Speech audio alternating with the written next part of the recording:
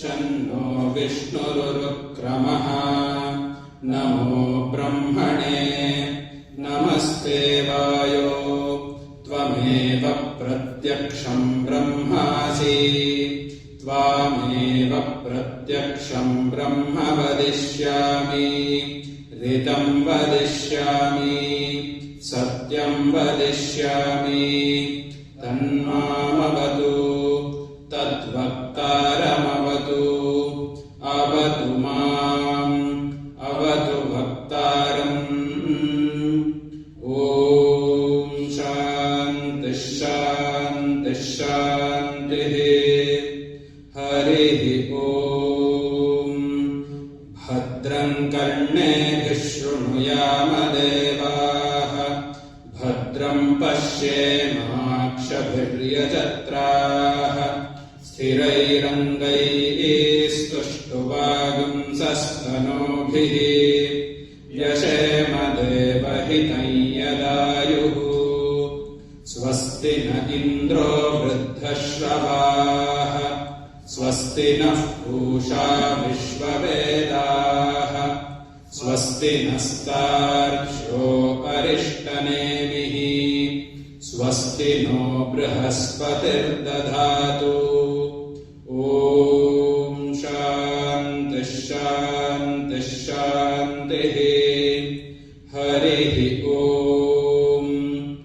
नमो ब्रह्मणे नमो अस्त्वग्नये नमः पृथिव्यै नमः ओषधीभ्यः नमो वाचे नमो वाचस्पतये नमो विष्णवे बृहते करोमि ॐ शान्तिः शान्तिः शान्तिः हरिः ॐ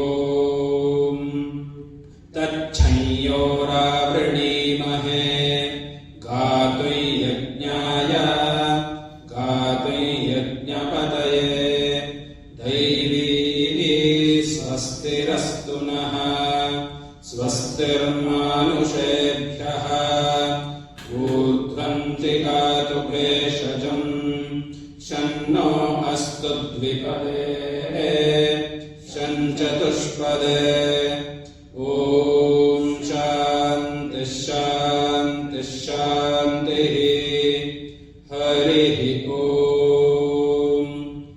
असतो मा सद्गमय तमसो मा ज्योतिर्गमय मृत्योर्मामृतङ्गमय ॐ शान्तिः शान्तिः शान्तिः हरिः ॐ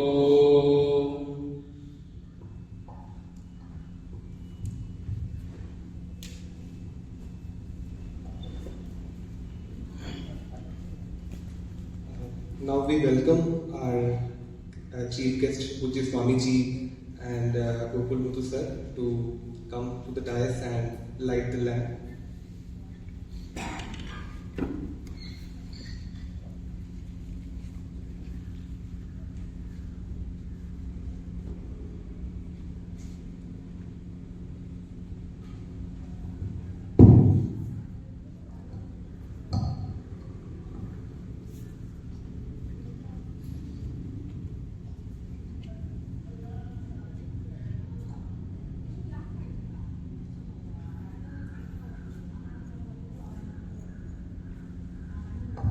ॐ असतो मा सद्गमय तमसो मा ज्योतिर्गमय मृत्योर्मामृतङ्गमय ॐ शान्तिः शान्तिः शान्तिः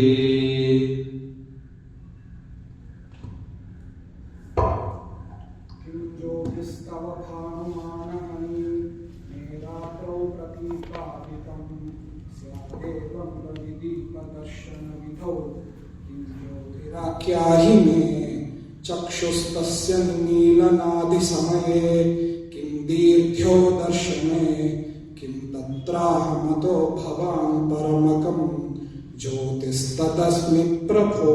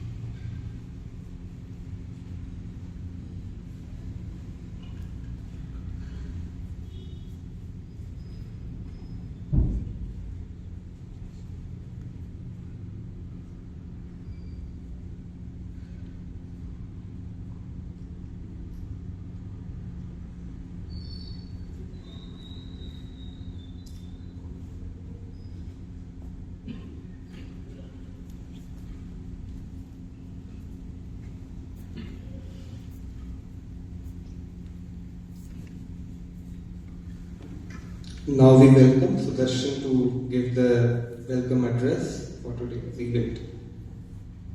Thank you. Namaste to all spiritual seekers and admirers of Swami Vivekananda. It is my immense pleasure and honor to welcome you all on behalf of BSc Vivekananda Study Circle, IISc. To choose to come on a Saturday evening to an event of this nature is in itself perhaps worth congratulating. So on this occasion, which marks the 15th year anniversary since the inception of BSc, seeded by Swami Atmashraddhanandaji and mentored by our very own Sri Swamiji, it is our objective today to reach out and include as many spiritual seekers and souls as possible to fulfill this pious occasion. So today gracing us all is Revered Swami Atmashraddhanandaji, Secretary of Ramakrishna Mission, Kanpur. We offer our most sincerest of pranams and welcome him to this majestic gathering. Please welcome him with a round of applause. Thank you. It is supremely satisfying to also have our very own mentor, Sri Swami Sir, Director at IIT Product Development. We warmly welcome him to the Satsang. We welcome all dignified professors, spiritual seekers, and every spiritual soul who thirsts for Swami Vivekananda here today. Every soul is potentially divine. To realize this is both the highest objective of realization as well as the first preliminary assumption of the path. So we offer our friendliest of invite to all of you fellow seekers who have come here today to listen, understand, and imbibe the essence of Swami Vivekananda. Thank you.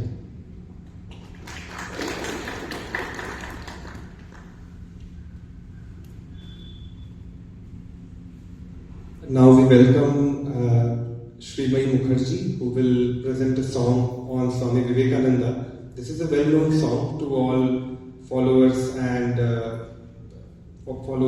devotees of Swamiji. The song is Murta Maheshwara. So we welcome her to sing.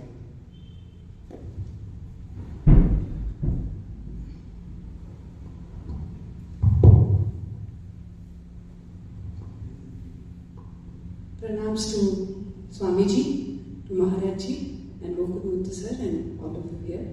So I will sing this stotram dedicated to Swamiji. Murta Maheshwaram Ujjvala Bhaskaram Ishtamamaranaravandyam Murta Maheshwaram Ujjvala Bhaskaram Ishtamamaranaravandyam Vande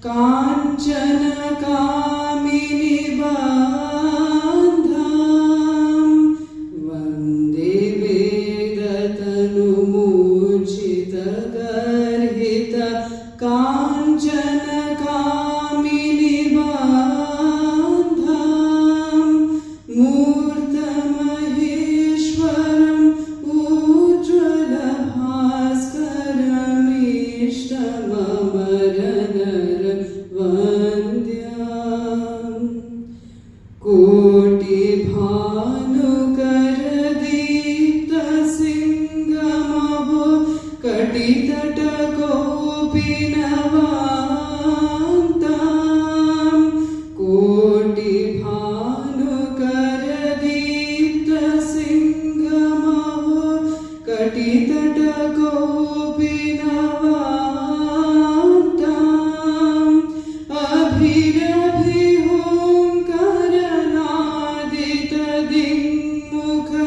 Prachanda Tandava Nrityam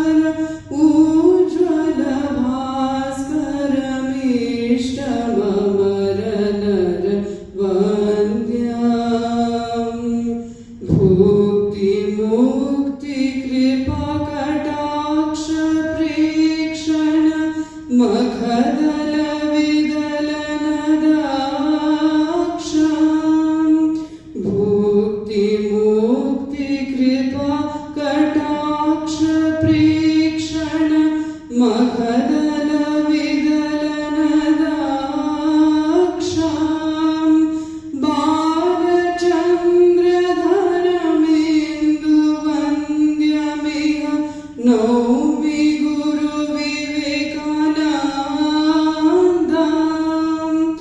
बालचन्द्रधरमेन्दु वन्द्यमिह नौमि गुरु विवेकानन्दा मूर्धमहेश्वरम् उज्ज्वलभास्करमीष्टममरनर वन्द्यम् वन्दे वेदतनुमूर्छितगर्हित काञ्चनकामिनि बान्धाम् मूर्धमहेश्वरम् उज्ज्वलभास्करम् इष्टममरनरवन्द्यम् इष्टममरनरवन्द्यम् इष्टममरनरवन्द्यम्.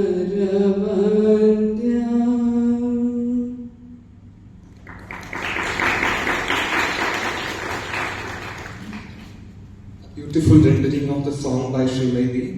Now we welcome our mentor, Sri Gokulmurthy Narayana Swamiji, to edify us with his views on this occasion. So we welcome him to the dais.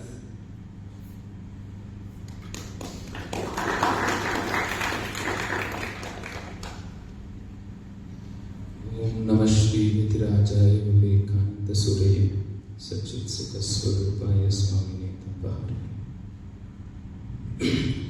So it's really a great pleasure to see you all here after 15 years of starting the BSc. I still remember where we used to have the classes on the terrace of S block, right, among the drying clothes, right, sitting among that, and we used to have a few people, and obviously 15 years, so none of them are still students. They have all passed out of the institute in flying colors, and they are still in touch. Right? Kalidas and a lot of people are Rajat. Right? Like, they are all still very much in touch with the VAC, and they are still guiding the students.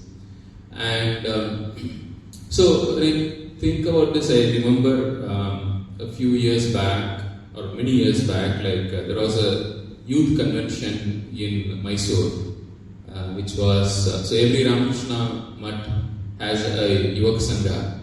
So this was a convention of the Yuvak Sanghas of all Ramakrishna centers in Karnataka. So it was all Karnataka Yuvak Sangha Sammela. It was held in Mysore. And in that one, there was a Swamiji who had served a few years in one of our centers abroad in the US. And he gave a very interesting incident. So one young student, freshly a new graduate student, he came to the ashram one day and then said, Swamiji, I want to learn the Gita as soon as possible. Is there a class? Is there a book? What should I do? And these were like late 90s, like days before the internet was so popular, with full of all these YouTube videos of crash courses, right? Like so, and Swamiji asked, like, what is the hurry? Like, yeah, I understand you are interested in the Gita, but what is the hurry? So he said, see, Swamiji, I got the admission recently, a month back, and I joined here. And the American professor, like, who is my guide, the first meeting with him, he said, oh, you are from India, so you should know Gita. And I asked, who is it? I don't know her. I don't know anyone by that name. And then I realized that he meant Bhagavad Gita, and it was a big embarrassment for me. So I never bothered to study Gita when I was in the student, as in India. But now I think I should study. And this is a real life incident. And the world has moved along, and things have only become much more positive, right? Like we have June 21st declared as the World International Yoga Day. So today, if any of our students, anyone if you go abroad, now the moment you say you are from India, there are some expectations, right? They not only know, it is not enough if you just know only Virat Kohli and Shah Rukh Khan, right? You also need to know Swami Vivekananda, you need to know Sri Ramakrishna. That is the expectation now, right?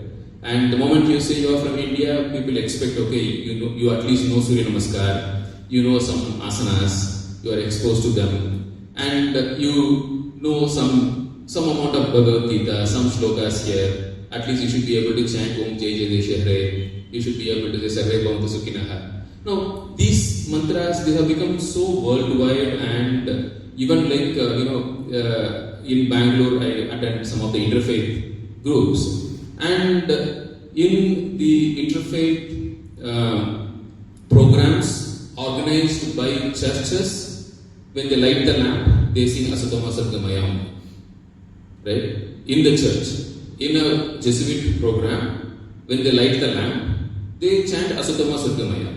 They have accepted many of our chants, many of our prayers, which are by default universal in nature, right? Because the beauty of Hinduism is all our prayers are very, very universal in nature, and they are adopting them, right? And you go to any yoga studio, they will chant Sarve Bhavantu Sukhinaha, right?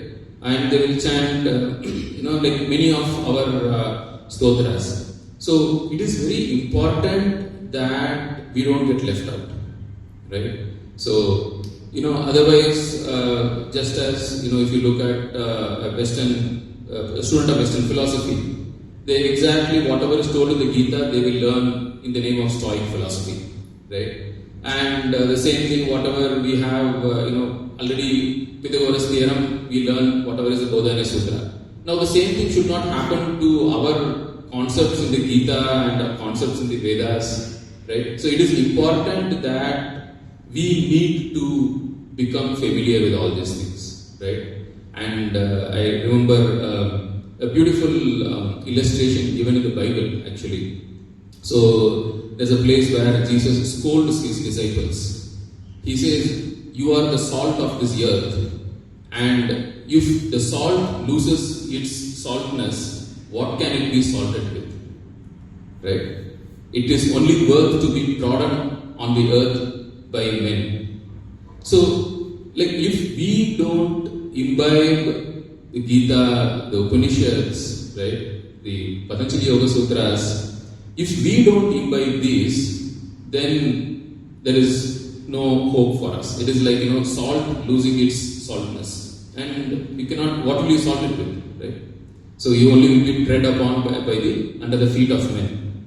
That's what happened by the Islamic invasions and the colonialism and all these things, right? Like Indians were just walked upon by every Tom, Dick and Harry who comes into India, because we had lost that individuality. And that's what Swamiji repeatedly says. Right? He says, like, give back the lost individuality to the people.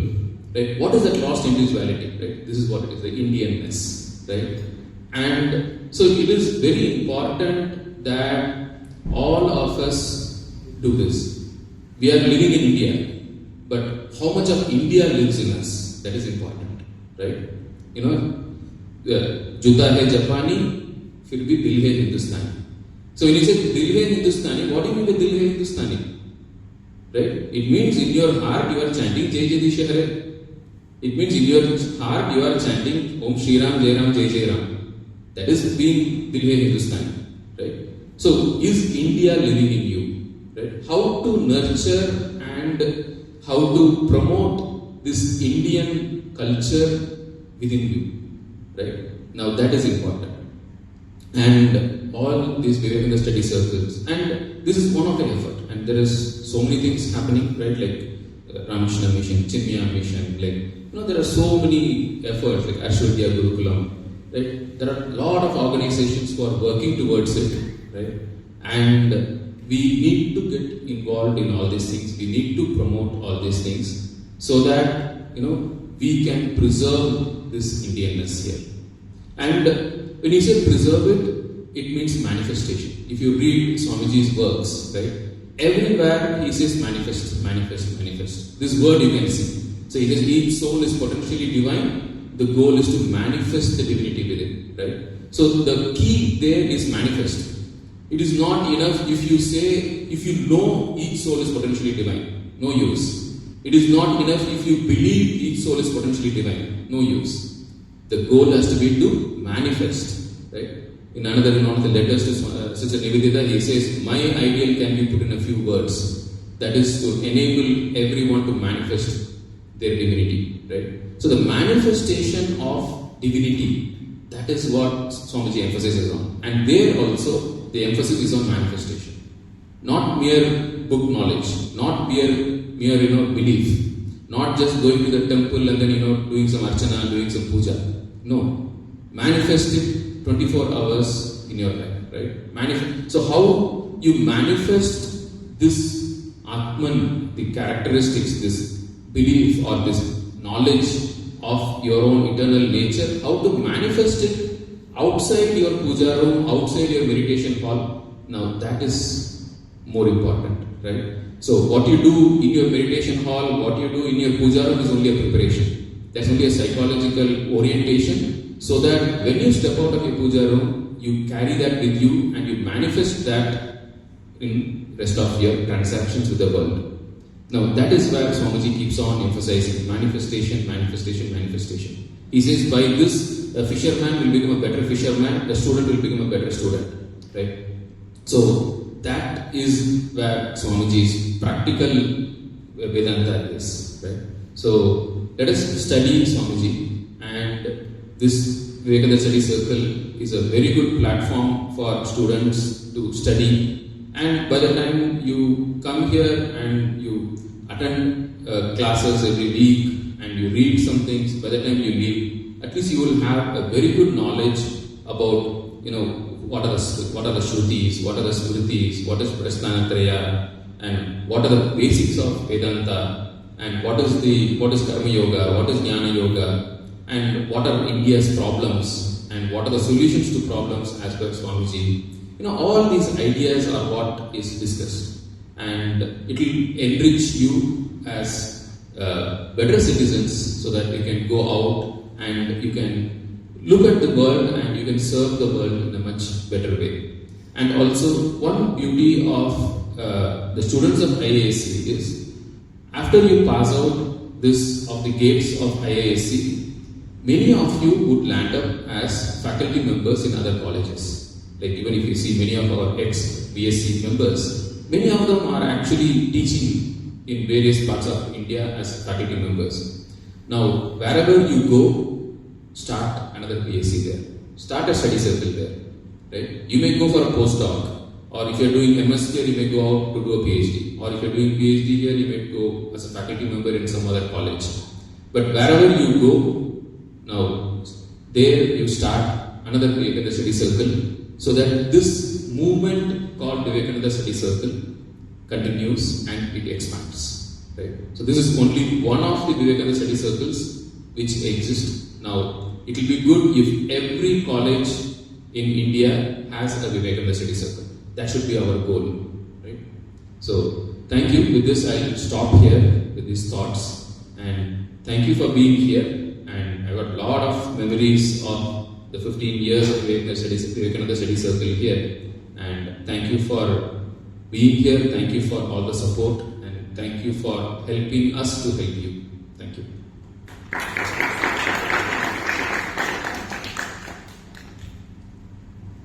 We sincerely thank Gokul Muthu sir for bringing forth the relevance and importance of taking shelter under the beautiful tree called Indian Spirituality, Philosophy and Religion.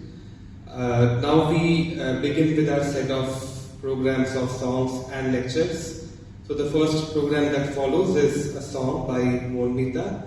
So the history of this song begins with the life of Sri Ramakrishna. This is a song popular in the Brahma Samaj of those times. Mon Cholo Nijo Niketone.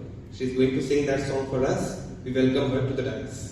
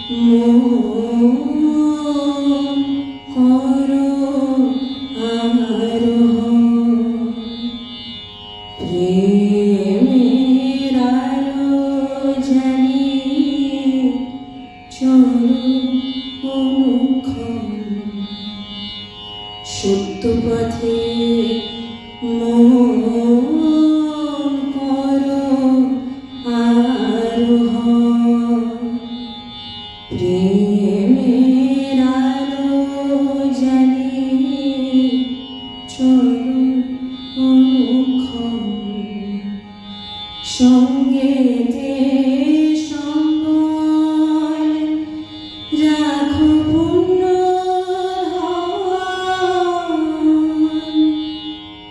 সঙ্গেতে সম্বল রাখো পূর্ণ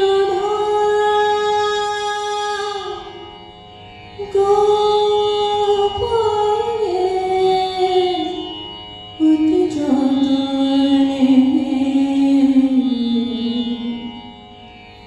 লোভ মোহ আদি পথে দস্যুগ পথিকের করে সর্বস্ব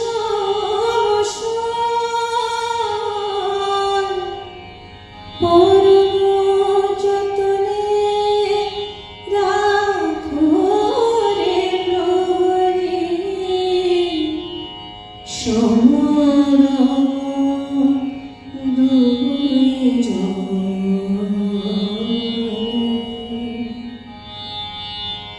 সংসার বিদেশী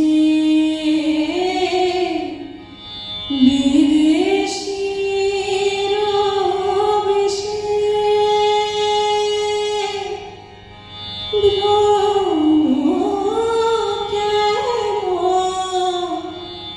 অকারণে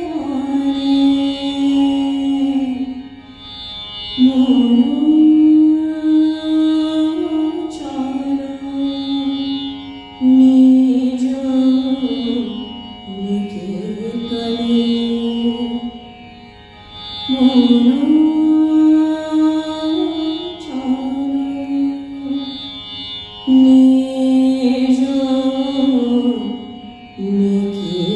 নিকেতনে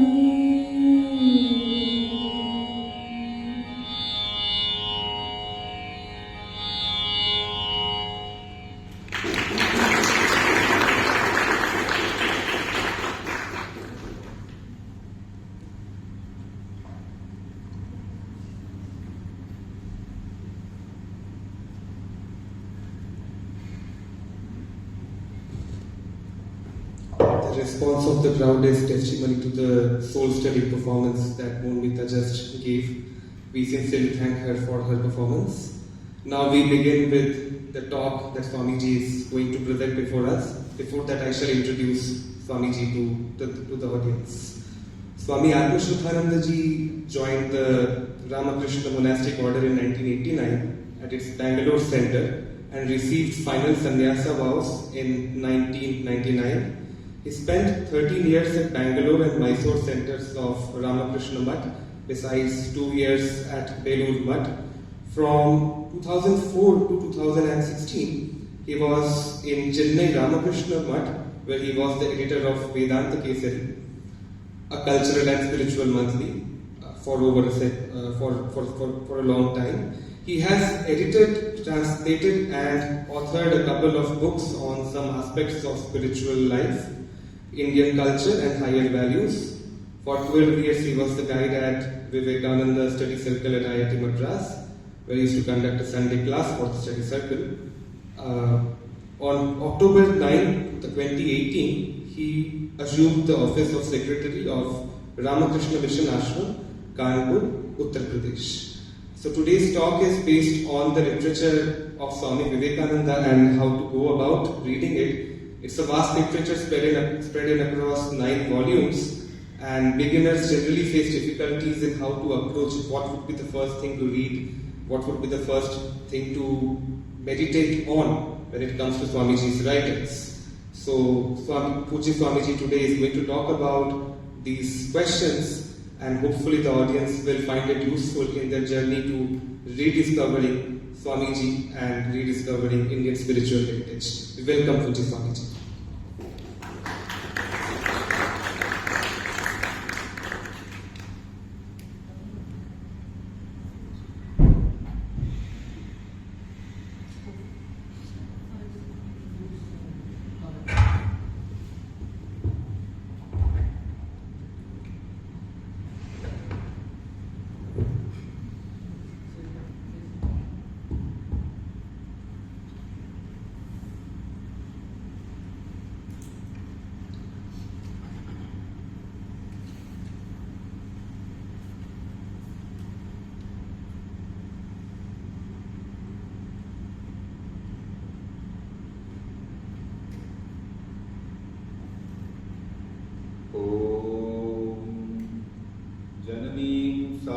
Sharanam Devim Ramakrishnan Jagadgurum Padapadme Tayo Shritva Pranamami Murmuru Namah Shri Yatirajaya Vivekananda Suraye Satchit Sukha Swarupaya Swamine Tapaharne.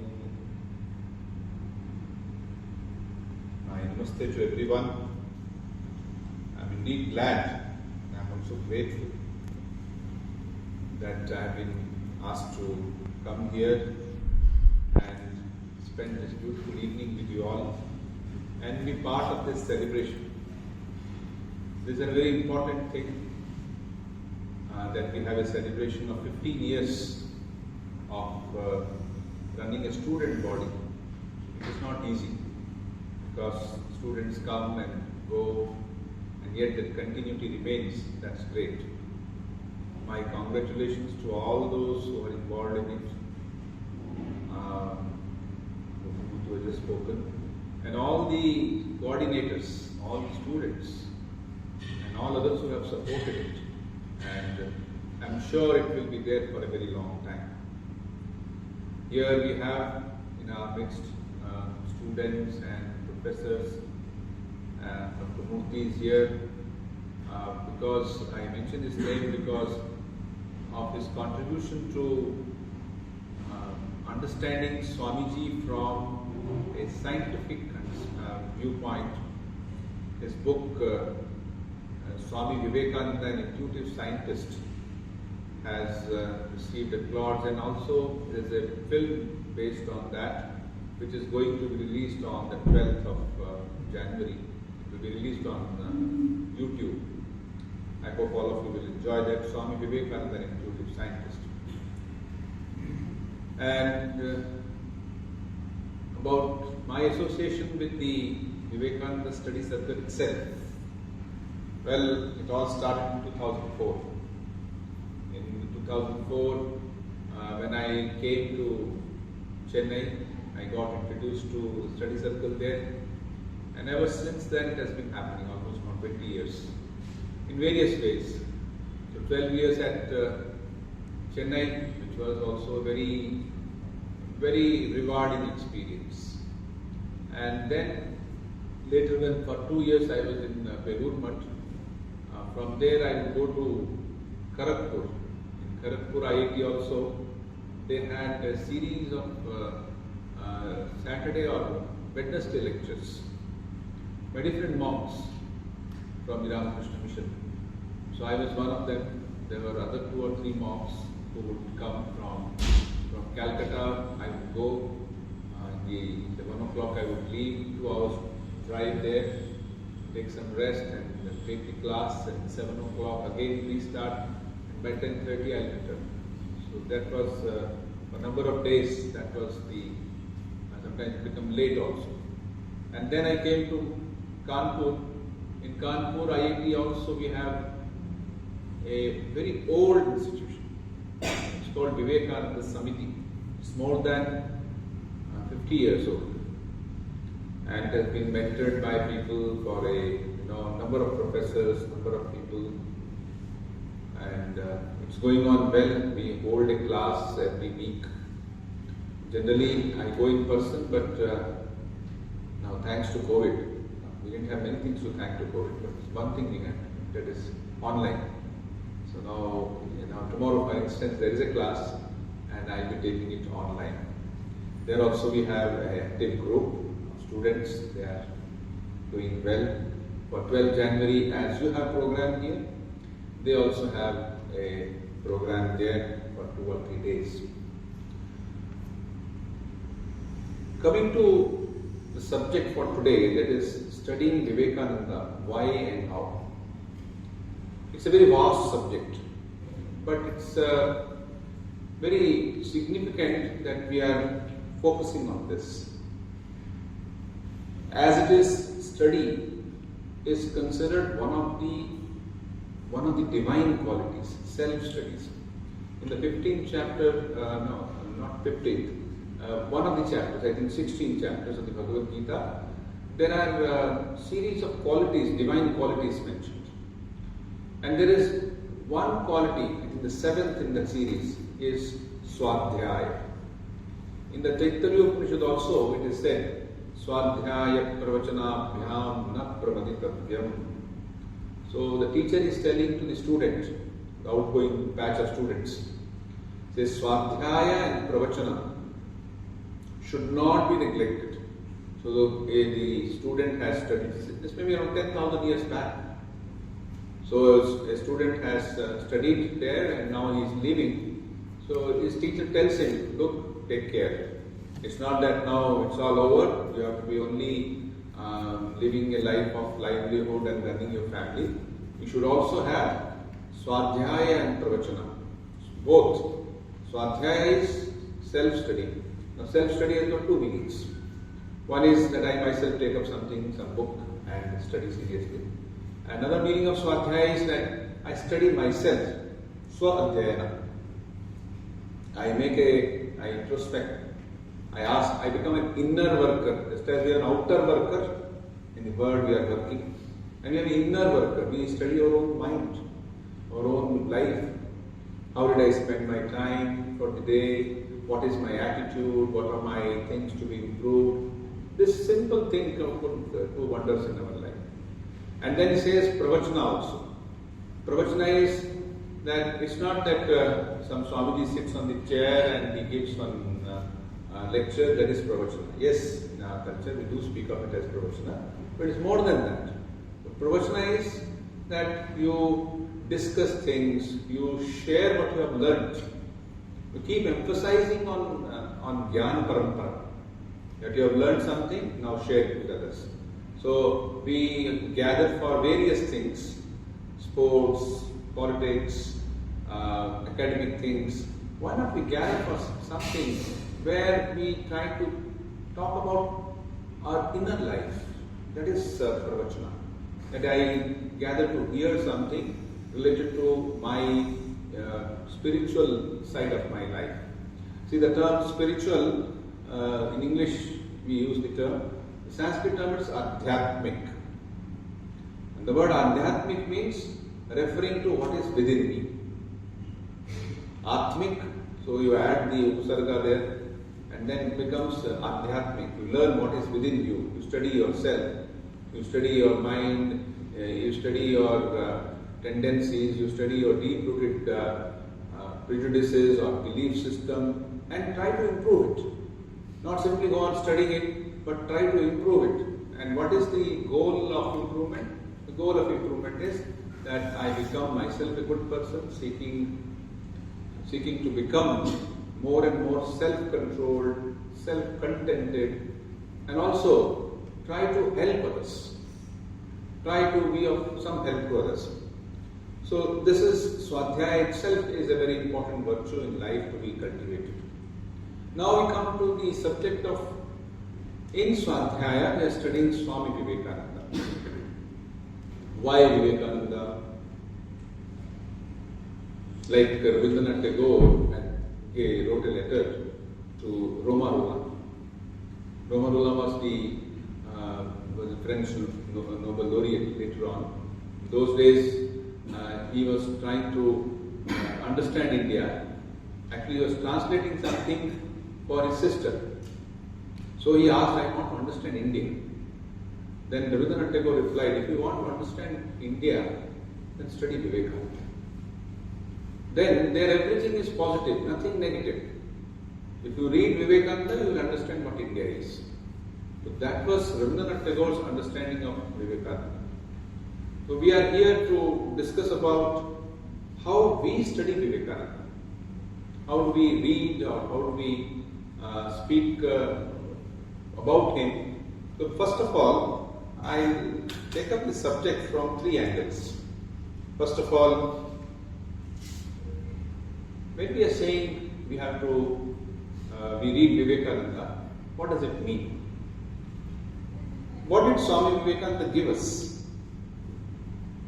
When you speak of Swami Vivekananda's works, in the first volume of the complete works, There is a beautiful introduction. I request everyone to please go through that introduction.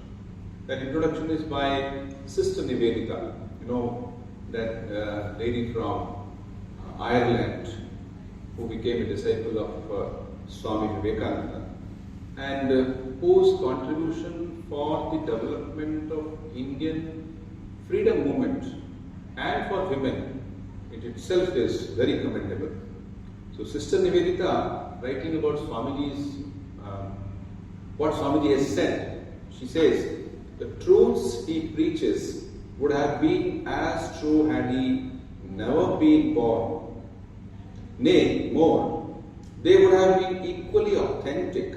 The difference would have lain in their difficulty of excess, in their want of modern clearness and incisiveness of statement, and in their loss of mutual coherence and unity.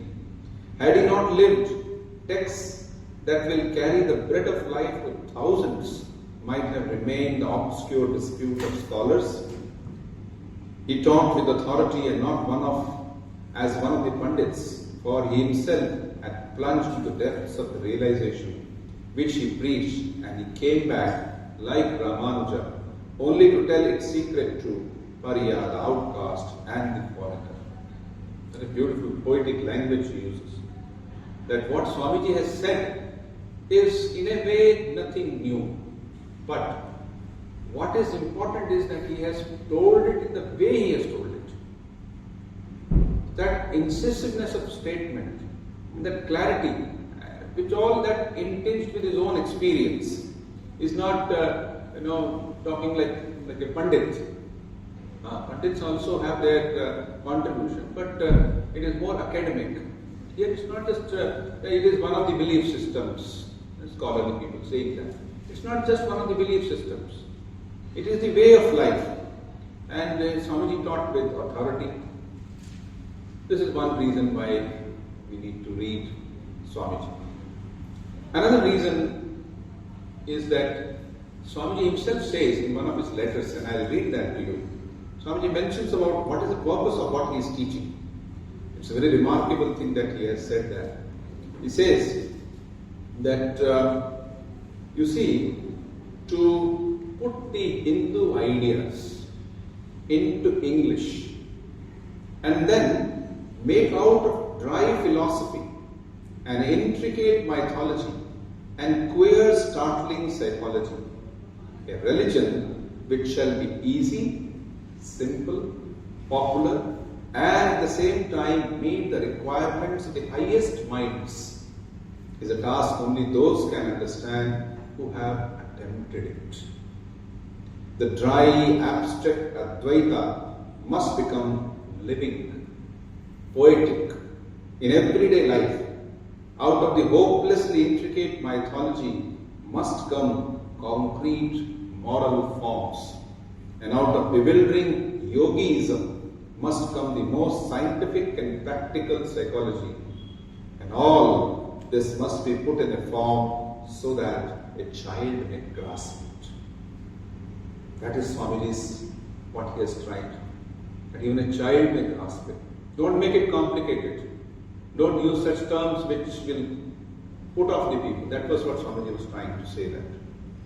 Another thing with Swamiji, about Swamiji's works, which Sister Nivedita again, towards the end of her masterly introduction to the complete work mentions, she says, what we find in the complete works, in the, what is complete works, how it came into being, that also I shall mention.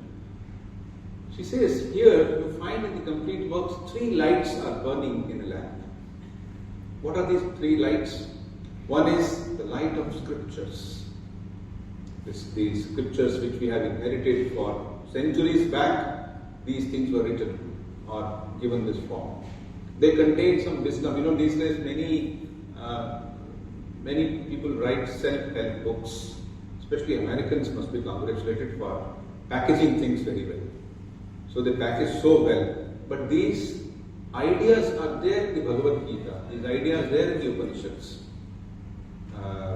And you will find Swami Vivekananda's ideas are also packaged by some of these self-help books also.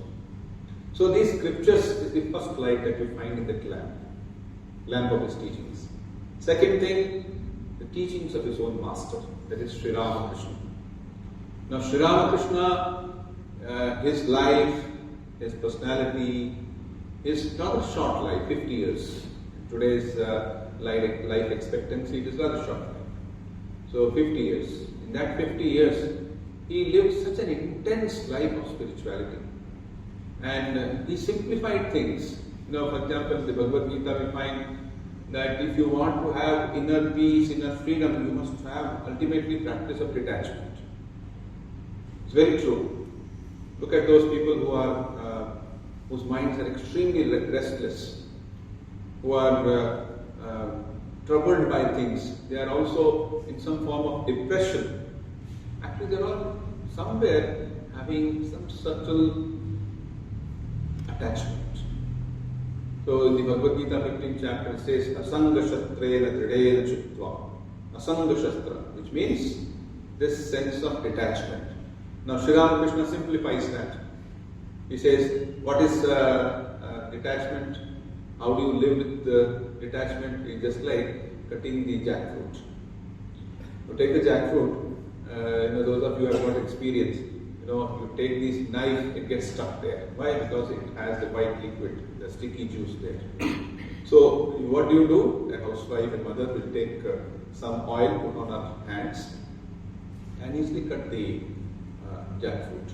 In the same way, Sri Ramakrishna says, have a sense of detachment and carry on the duties of life. Like that, he has simplified things before us. And it's not just like a Pandit speaking, some academic thing. It is his own life. He has experienced it in his own life. That is one thing you find in Swami Vivekananda's teachings. First is the scriptures, and second is you have the his own master's teaching, and third is his love for India. The third light that you find burning in this literature is his love for India. The way he understands India, the way he puts across, the way he interprets things. For instance, people sometimes, now Kumbh Mela is going to come next year, Purna Kumbh Mela. So I live in Kanpur, so from Kanpur, Allahabad is not very far. So the last time when the Kumbh Mela happened, there were 13 crore people visited it. And next year, they are expecting around 25 crores, double. And they are making preparations for it. So last time when I had gone, so I saw that there was a monk standing with one hand up like this for the last 18 years. Now what happens? All the blood comes down and these things are like this. So it all looks very weird. Why should a person do like that? And such things Swami Vivekananda also has seen. He has seen India thoroughly, much more than any one of us seen here. But when he has explained that in one of his lectures, he says, you see in India people sometimes lying on the bed of nails. That also we saw there in Kumbh Mela. And this kind of austerity which he was doing, so his hand had become shriveled because there is no blood circulation. But look at the willpower. For 18 years to keep it up. The Swami Vivekananda says, all these are attempts to self-control oneself, but they are not scientific. In the sense, the purpose of all this is finally to purify the mind, not get this stuck there.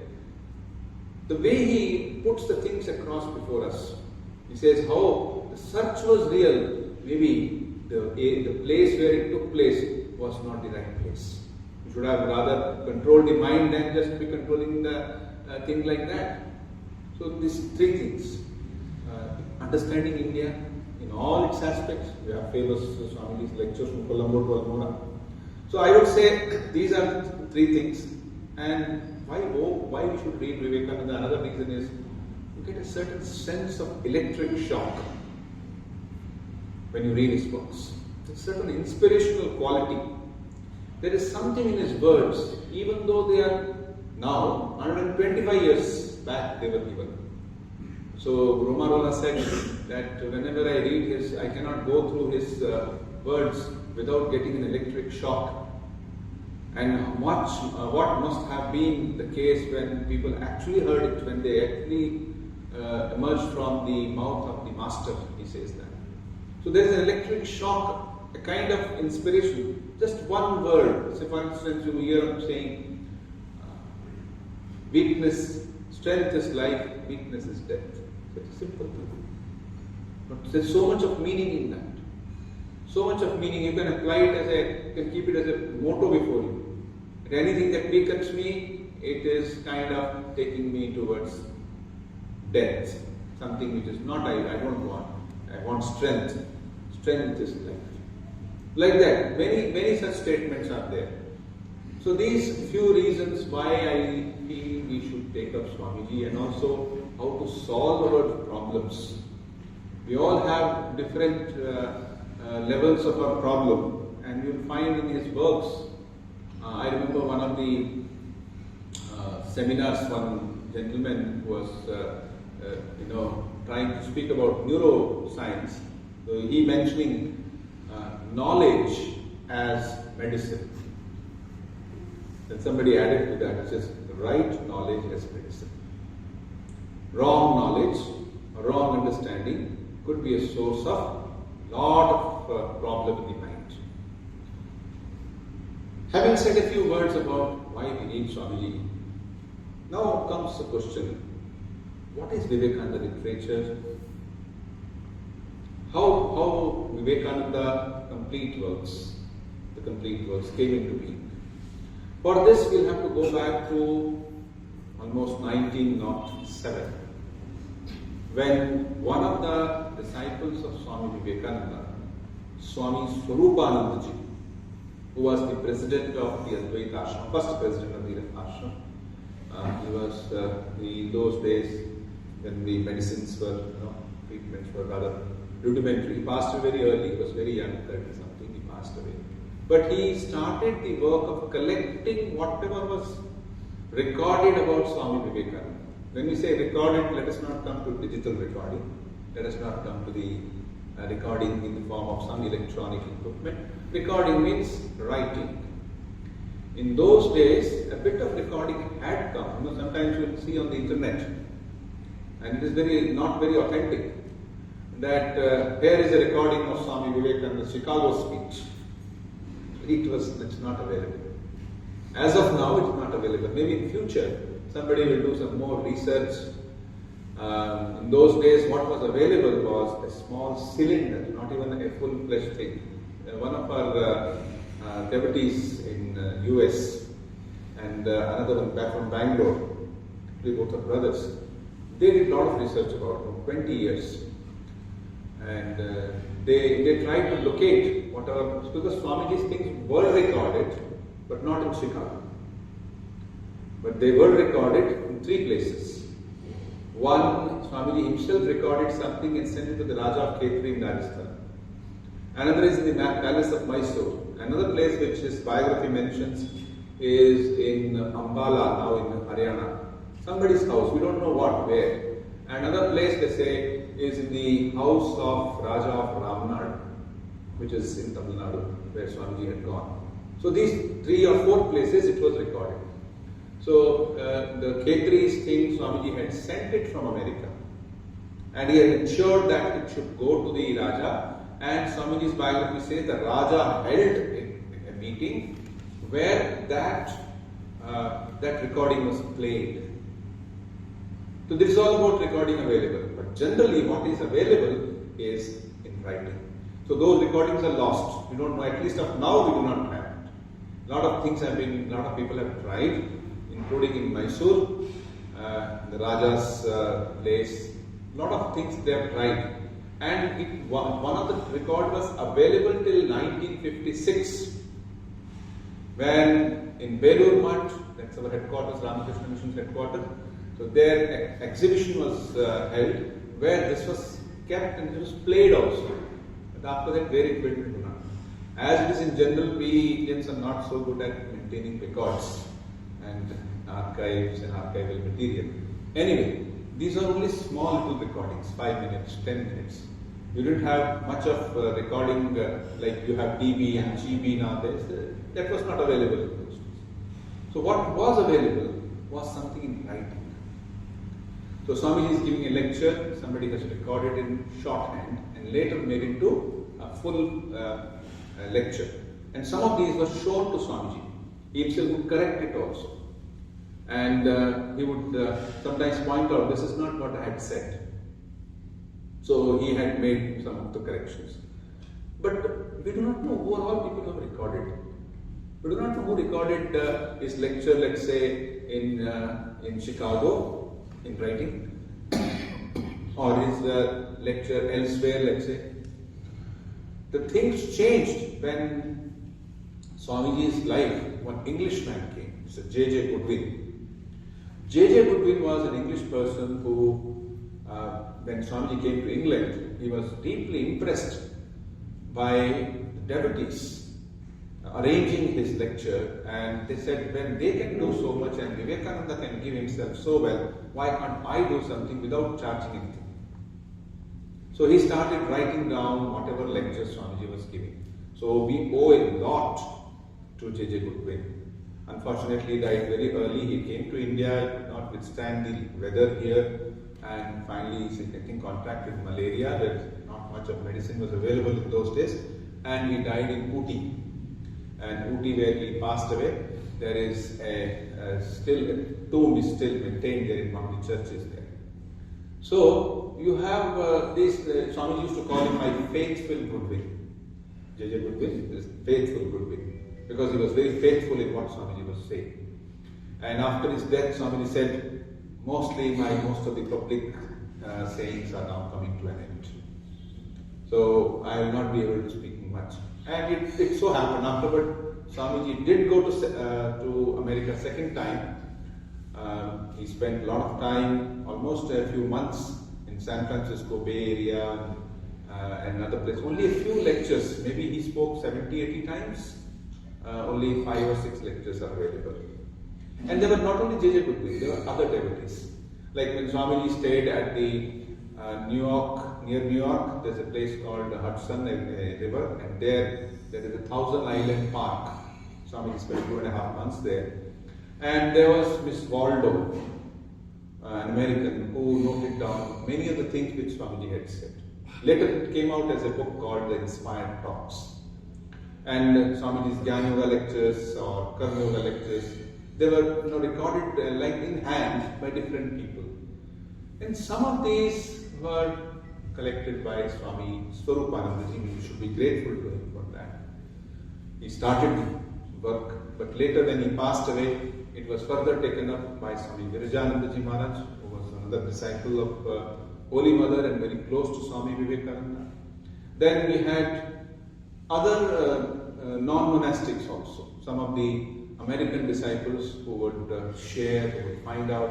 So the first, when Sister Nivedita wrote the introduction to the complete work, it was 4 volumes. And as the time went on, from 4 it became 7. As people discovered, some devotee, oh yes, I had recorded that, and now I am sending it.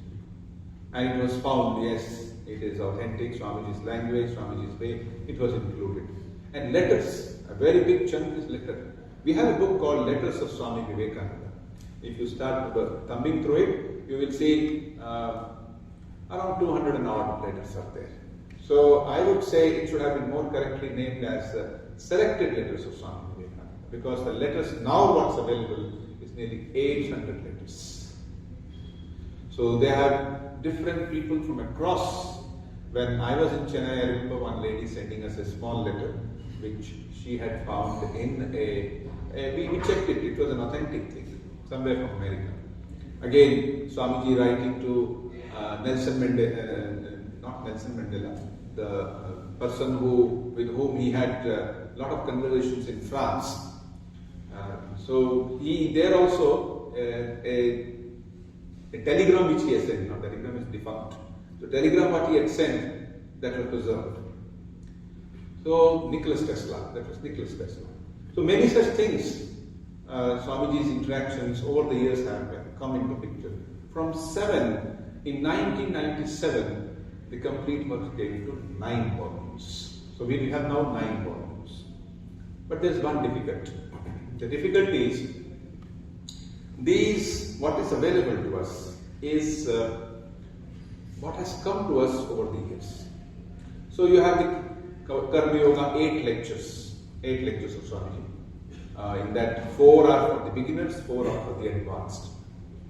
But then there is one lecture given in Los Angeles in 1900 called Work and Its Secret. That's in the 5th volume. There are other such lectures which are scattered with us. As the founder included it. So there had been a thinking, there had been a feeling in with the monks, senior monks of the Ramakrishna Mission for a long time that we should reorganize the contents. We should then put them, subject-wise. Like you have the Raja Yoga in the first chapter, in the first volume. Then you have another one which is called the 6 lessons on Raja Yoga elsewhere. It should all come in one place. But if you have to shift, let's do it carefully. Let us do it thorough revision of the whole thing. Revision in the sense, let us carefully study the originals. Whether there has been any spelling mistakes or there have been any such thing which grammatical thing, when proofreading there was a mistake. So after all, in earlier days, every time complete work, so any book is published, you have to compose it fresh. Unlike today, when you preserve the digital copies and just reproduce it. So over the years, last 125 years, so many things have happened. So almost for last 30 to 40 years, you'll be surprised, 30 to 40 years, many of the senior monks, a group of monks in the Belur Math have been working on it. And it's a matter of great joy that the work is almost coming to a close.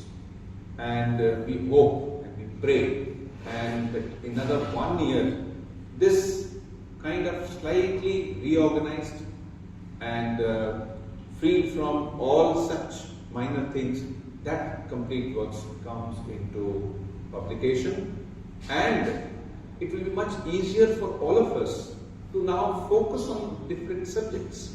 Karma Yoga, here are all the lectures. Jnana Yoga, here are it. Letters to 2 volumes.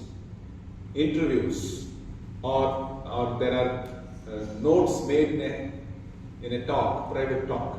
Somebody has made a note. All that has been made into now very beautifully organized.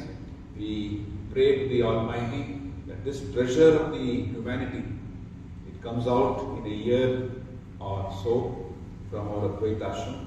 The other day I had been to the Belur Math, there also I found the Swamis were still working on that. So this is the story of complete works, how it came into picture.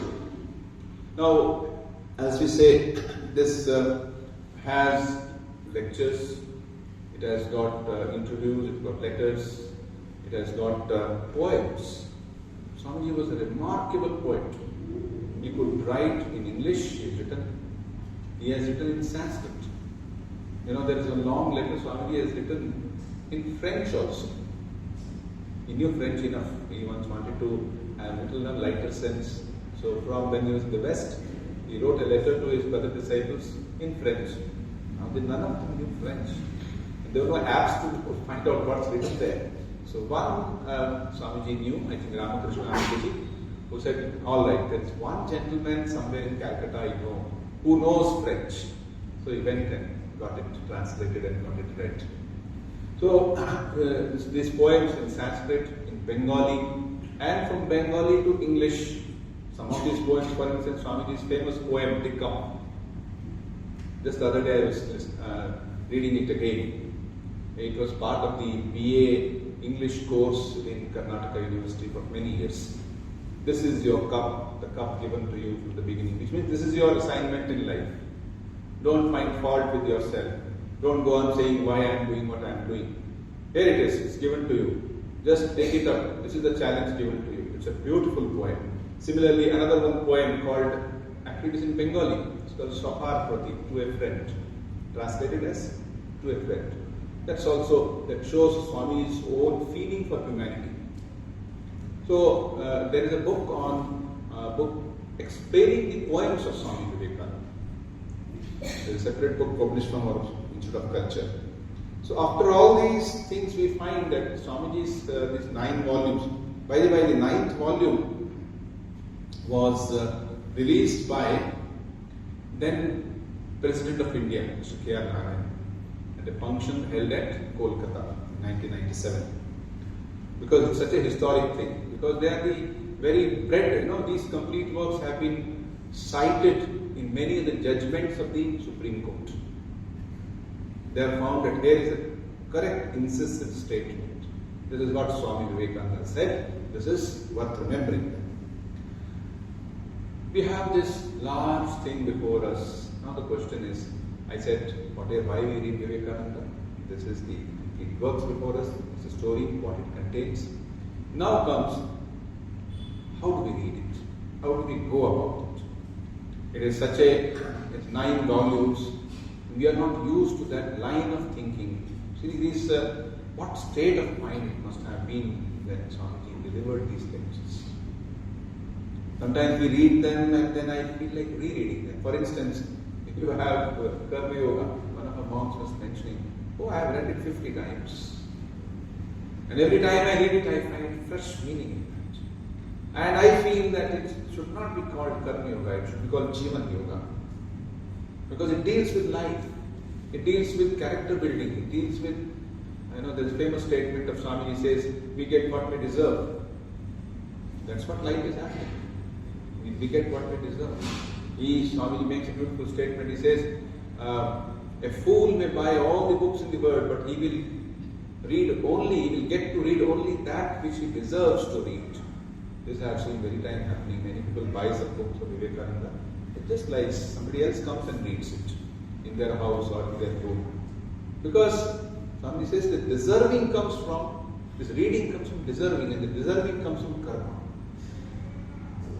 So like that you have these things before us. So how do we go about it? I personally feel, let us begin those who have never read, let us begin with reading a very simple book. Don't take up the 9th volume and start reading. You might do that. We appreciate your love and your feelings and your capacity. But very soon you will find many people say, I started reading but then I gave it up. So first begin with simple quotations. Like you have the book, Vivekananda is called to the nation. You take up that book and try to absorb the meaning. I remember one elderly gentleman coming to us in Madras, and he was mentioning, you see, all my life I have taught in Sainik school. And if you tell me about ammunition and all kind of armory, even if you wake me up at late night at 1 o'clock, I'll get up and give you a lecture on that. But if you ask me to read a serious book on Vivekananda, I can't do that. I can read little quotations, that's good for me. I said, very good, please begin with that. So let us begin with that. Try to absorb his teachings as per the subjects given there. Like Swamiji speaks about faith. Faith and man, the maker of his own self. Beautiful quotations. Actually, this collection was made sometimes in 1966 by one of our monks. And ever since then, I think more than nearly 1 crore of copies have been published. It's there in Hindi also and other languages also, but mainly it was done from English. So begin with those. There are other small books like Thoughts of Power. At least there's some quality in Swamiji's writings. You find them as quotations, and you just keep thinking of that, and you'll find a complete inner strength coming from it. So that's how we begin. I think in 1997, there were a group of people in US. They came up with what they call as they made a Swami Vivekananda is coming to America, and he has given knowledge of yoga to us. So they collected what they call as the yoga teachings of Swami Vivekananda. They called it as living at the source. Now it's of course published from India, from our Advaita Ashrama. So Advaita Ashrama is Advaita Ashrama is one of the institutions of the Ramakrishna Mission. It was started by 2 English disciples of Swami Vivekananda, Mr. and Mrs. Xavier, who gave their life, who gave their everything for starting that ashrama. It is in in today's Uttarakhand. From Almora it is close by, or you have the Kanpur, the base town, from there near Bareilly. And from there, it's a large area. It is now spread over around 70 acres. All put together it's 300 acres. So it was in Advaita Shma also, the Swami Vivekananda had gone later on there, and it has got a publication wing. And that publication wing is in Kolkata. So they publish the complete works. But there are other translations of the complete works. Like you have the Kannada translation, the Hindi translation, the Gujarati translation, the Marathi translation, Odia translation. Recently some Assamese translation has come. There are also translations outside India. The languages like some Raj Yoga, Karma Yoga, etc. published from France or Japan, some portions in Greek language also. So different people publishing. But then when it comes to Hindi, it becomes 10 volumes. Kannada, Swami Vivekananda Kriti Shreni is in 10 volumes. So we first begin with reading the quotations of Swami. That's my understanding, that to try to absorb that. After that, take up reading the yogas of Swami Vivekananda. There are 4 yogas. First take up the Karma Yoga. Let us not be in a hurry to complete the course, but consistently read it. Karma Yoga, 8 lectures are there. You will find that you, more and more you read, you will find some new meaning coming through that. Then there is the Raj Yoga. In Raj Yoga there is one section called the Yoga Aphorisms of Patanjali. Now there are many translations in English, but Swamiji was perhaps the first translation. One of the first, not the first. And when he translated it, there is a description about that in his biography by Eastern and Western disciples. That Swamiji, would be in a very meditative state. There was this lady who acted as a scribe, and Swamiji would say, now Patanjali's one sutra he would read, and very often close the eyes. And when he gets the right word or a sub-inspiration, then he will say it. And she says, I have to always keep the pen nib dipped in ink. There were no ballpoints in those days. There was no tank like fountain pens. So she had to keep it, in that. As soon as somebody says, she will write it down. So we have that, those aphorisms are there, the Raj Yoga as part of the Raj Yoga. In Raj Yoga, Swamiji has given introduction to what is Raj Yoga, what is religion itself. Wonderful introduction is there. So 8 lectures are there. So that is another thing you can take up after the Karma Yoga, Raj Yoga. Then comes a more dense kind of a thing. It's called the Jnana Yoga lectures. In the Jnana Yoga lectures, there are beautiful. The way, Jnana Yoga has been in India with us for centuries. But the way Swamiji has presented it, especially to the English mind or those who are English educated, with the arguments such as, Swamiji often uses a word called the utilitarian argument. Today, we won't say utilitarian argument, we simply say logic. So utilitarian argument, whether religion is important, whether it is good to focus on oneself, etc. So those are remarkable lectures, very deep. Many of those arguments Swamiji takes up. And there are 2 lectures are there on Maya, 2 or 3 lectures on Maya. Sister Nivedita used to say that Swamiji used to say that these were his masterpieces. Why? Because to put the ideas which do not have equivalent concept in that language. In English there is no equivalent to Maya. There is no concept. To put those ideas into English is a tremendous effort. So you have the Maya lectures, and Swamiji simply defines Maya as statement of facts. What a beautiful way of putting it. This is what life is around us. Statement of facts. Anyway, so we have the Jnana Yoga lectures, and finally the Bhakti Yoga lectures. So in Bhakti Yoga, Swamiji explains very idea of Ishvara, what is Ishvara, what is devotion to Ishvara, what is the preparation for Bhakti, what is the realization of Bhakti. So let's say these 4 types, these 4 yogas. Now there is one difficulty here. Some people don't have so much time to begin with. So one way is that you, anyway, whatever time is there, little I go on reading. Or one of our very senior monks, and he was also the vice president of the Ramakrishna Mission, his name was Swami Atmashraddhanandaji Maharaj. He actually took up these 4 yogas and made them into another book, and he called it as Condensed and Retold. It's kind of pressy of the 4 yogas, condensed and retold. It is, I've got the copy with me, I'll just show you. It's called the 4 yogas of Swami Vivekananda. All that what I described to you, he has put it. There are some sentences from the original as it is Swamiji has given.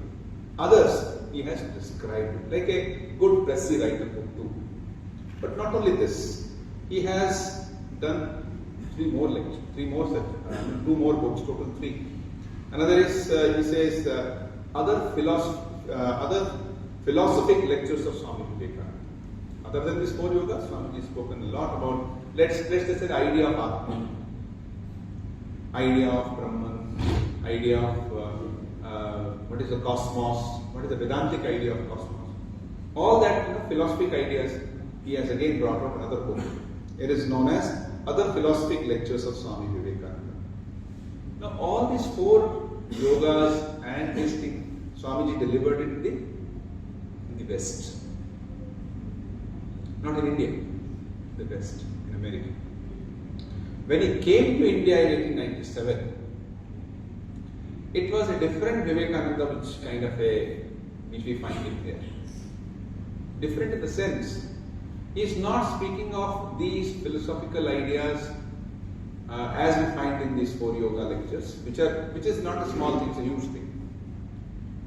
Here, there's a challenge. There's an India before me, which is subject, which is under the British, where there is poverty, where there is so much of subjugation, there is so much of looting has happened for the country for centuries. People have lost faith in themselves. They have lost faith in their scriptures. As he was mentioning, we have lost our individuality. And for that, there are many reasons. And one of the reasons is the right presentation of certain ideas. The idea of caste, the ideas of sakar, God with form or God without form. These are the things, because our culture, our training, our spiritual training has got all these things before us. So Swamiji has dealt with them. He has very closely, when he came back, he was given a royal welcome. He landed at Colombo. In Colombo, Colombo was one of the British, under the British at that time. It became free only in 1940s. And then from Colombo, 2 or 3 lectures there, he came to, by ship, he came to Rameshwaram, where he landed. In fact, it is a temple now. It is a Kuntukal, where he kept his car, his foot. And from there, the Raja of Ramnad and others, they welcomed him. He went to Pambam, he went to Madurai, Kumbakonam, mostly the Tamil Nadu cities. And then he came to Chennai, where today we call it Chennai, to the Madras. He stayed in famous Vivekananda Illam, the house in the Marina Sea beach. It is there. Swamiji spent 9 days there, and now in celebration of that event every year, those 9 days which Swamiji spent there, those exact 9 days, 6th February to 14th February, the Madras Ramakrishna Mission celebrates it as Vivekananda Navaratri. Swamiji gave a number of lectures, those 5 lectures, and then we later on went to Calcutta, and then Lahore, and Rawalpindi and some other places, and finally to Almora. These things are called as Indian lectures. These Indian lectures, again, Swami Atmashraddhanandaji has brought it out as the nationalistic lectures of Swami Vivekananda, the same single volume book. So, in fact, recently because I'm in Kanpur where we have the Hindi as the dominant language, we made a small podcast. Another one, Swamiji and myself sitting together and discussing lectures from Colombo to Almora, what it is, what is the message being conveyed there, what are the various aspects, various small tidbits of information. About 50 minutes discussion in Hindi on the lectures from Colombo to Almora, Swami Vivekananda ke Bharatiya Vyakhyan. And we have put it on our Kanpur Ashrama website, YouTube channel. So we have these things, two types. We have the 4 yogas, philosophical lectures, and we have got the nationalistic lectures. So you can take up these things one by one, these 3 books. In fact, if you begin with this, you will find it, you are able to grasp it better. Especially the nationalistic lecture, I have heard from some people, some leaders, some people, when I was in Madras, people used to come and say that. Some of them, they said, oh, the language used in lectures from Colombo to Almora is little, little different type than what he's using in the West. They are long sentences sometimes. So some people find it hard, but that was what it was. Victorian English, that was. So Swami Atmashraddhanandaji has made it simplified for those who are reading for the first time. So once you are comfortable with it, then you go back to the original and you find it very easy. We had revered Swami Atmashraddhanandaji Maharaj of revered memory, who was the president of the Ramakrishna Mission. He used to sometimes, privately has told, lectures from Colombo to Almora. He was a very widely travelled speaker who visited over 50 countries in his during his younger days and when he was active. And he read those lectures from Colombo to Almora almost 100 times.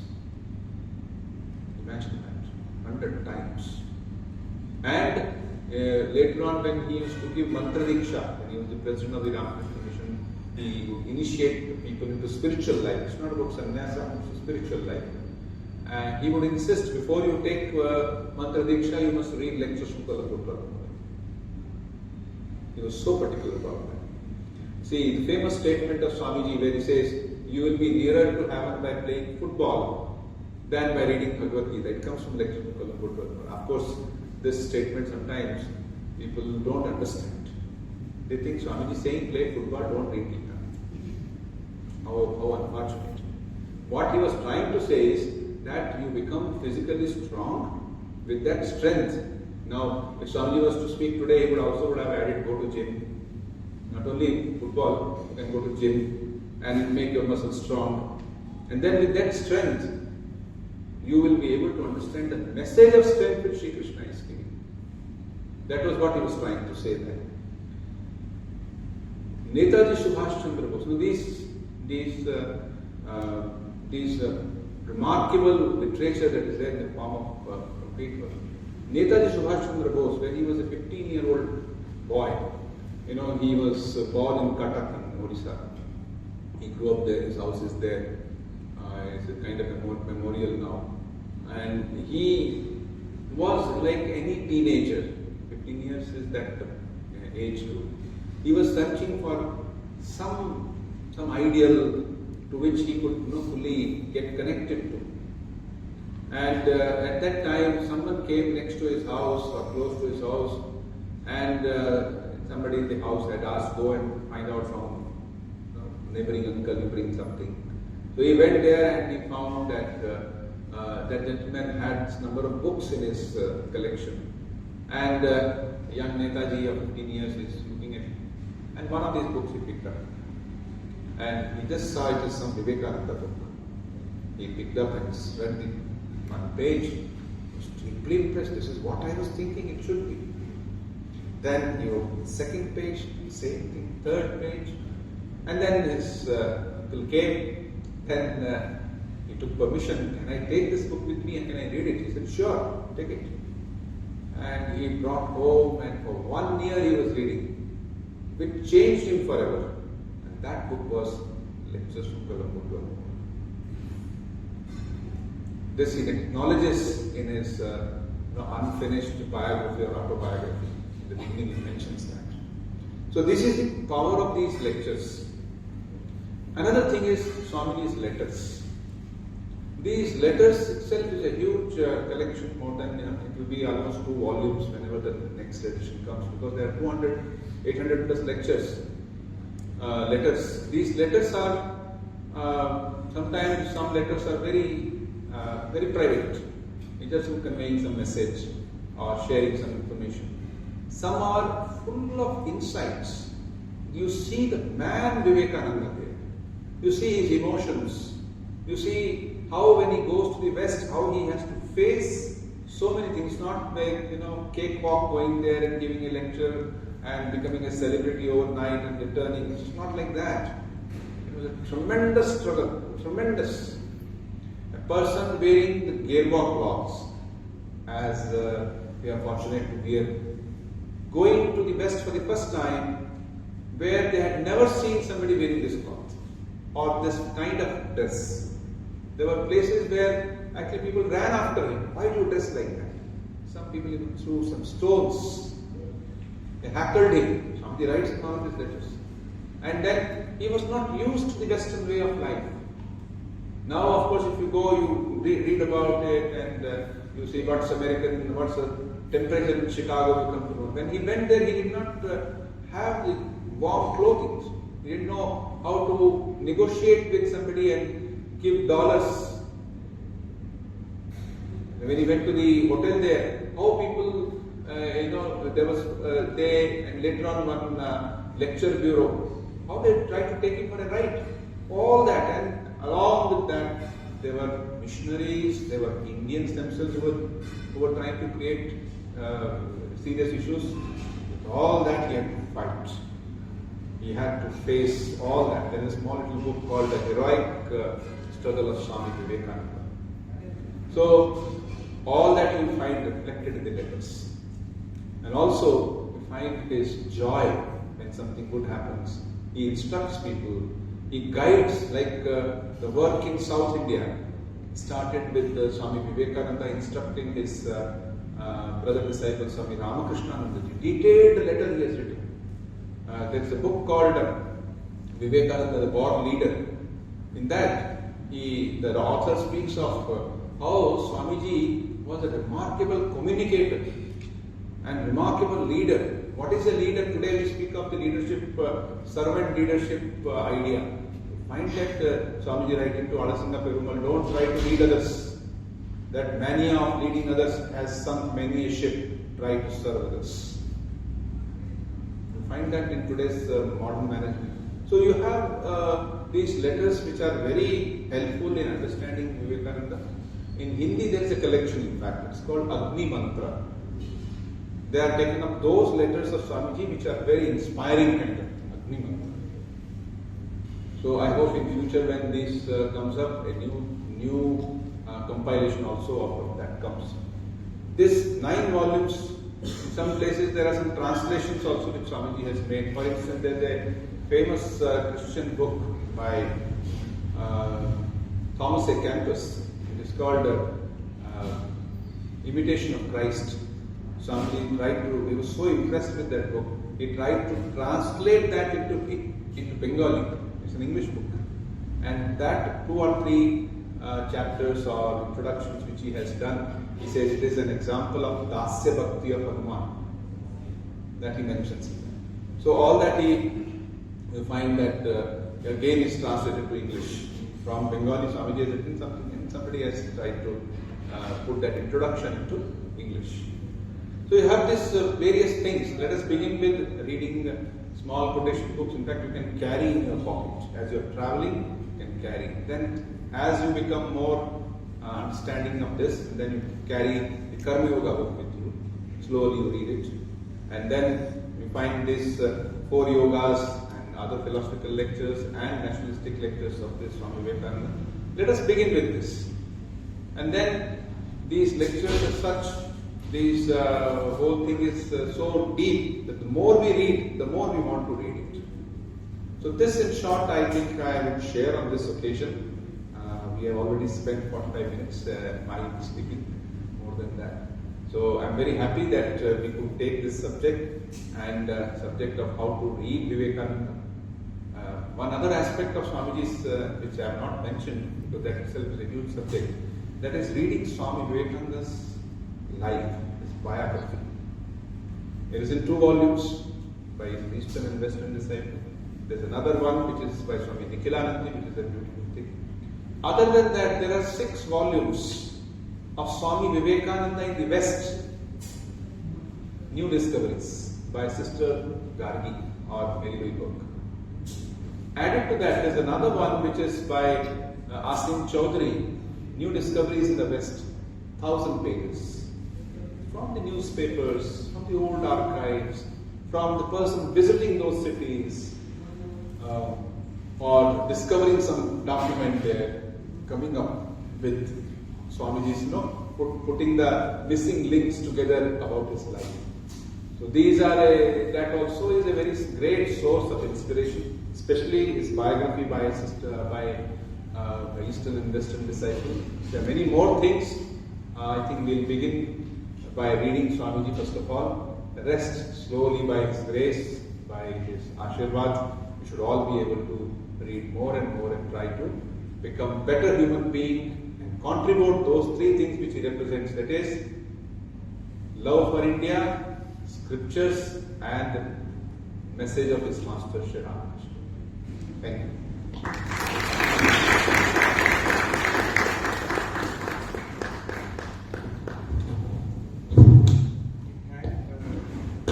We thank the revered Swamiji for presenting Swami Vivekananda's unique contribution to humanity and Indian philosophy, spirituality and religion in general. We also would want to start with the Q&A session where people can ask questions, and so I will just open up the question round for the audience. And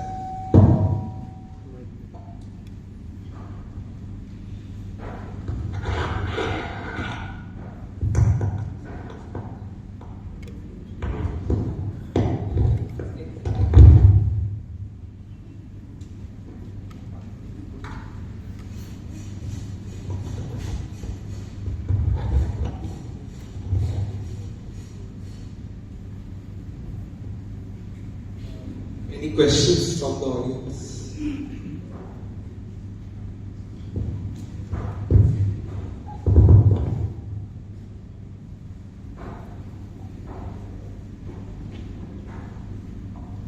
Pranam Swamiji,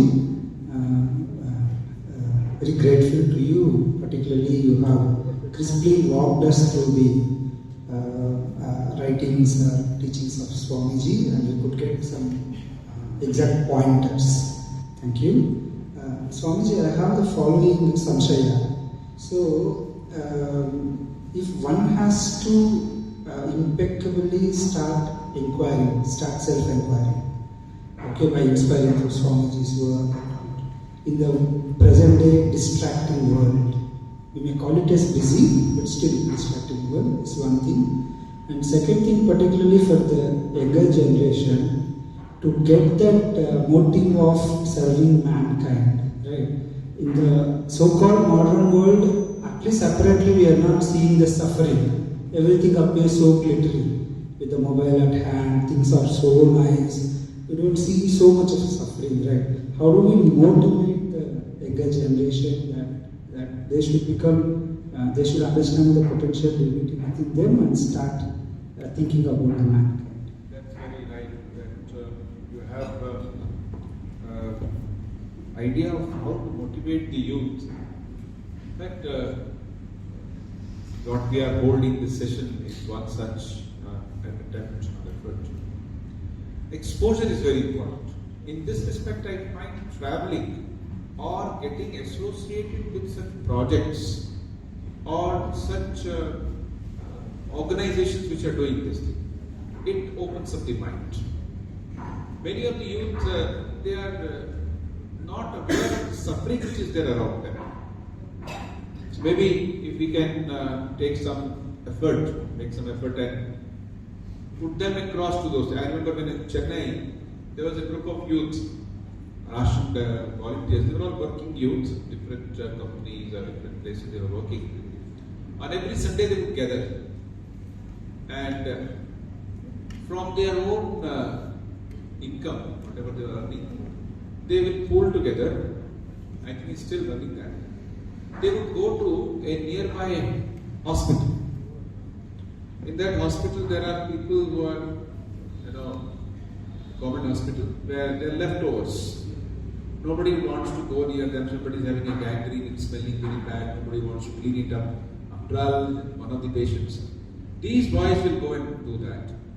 And they will also carry, because somebody has undergone some operations and surgery, mainly villagers, which says that they cannot wear now a shirt from above for some time. They need something from this side.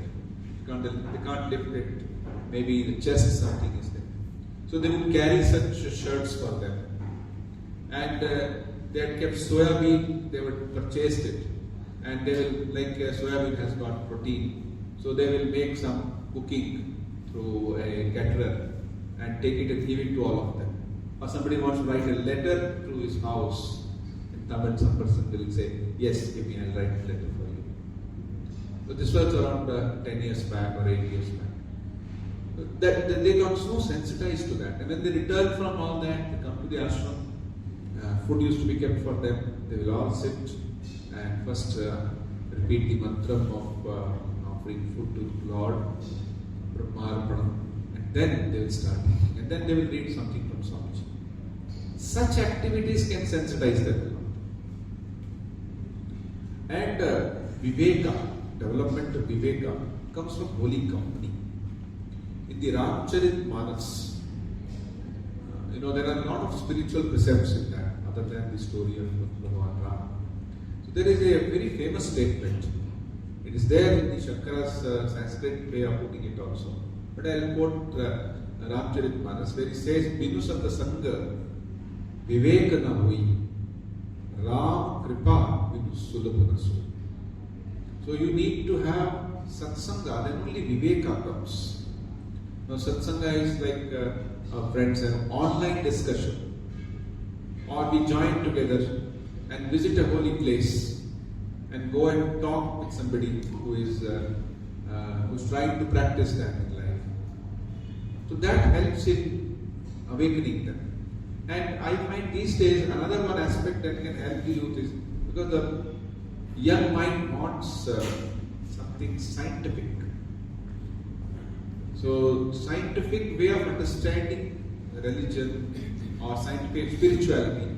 So I would refer to the book which many of I just mentioned in the beginning, intuitive scientists, or as Gokul was mentioning in the beginning, a lot of researches are happening now. The impact of mantras or impact of spiritual practices on our life.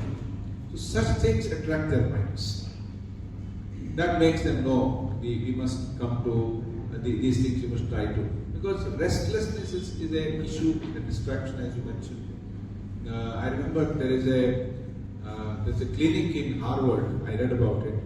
It is mind-body clinic, where they speak of vipassana, because people come with such restless minds. You can't give them what we spoke here. It will make no sense to them. They need something very ordinary to begin with. Just there is somebody who is trying to practice psychoanalysis with the help of the idea that we are Atman. We are not just this body. Why are so much feeling so disturbed? For example, in the Kathopanishad it comes that just as the sun is not affected by the effect of the eye, so similarly the divine in us is not affected by anything that happens in our life.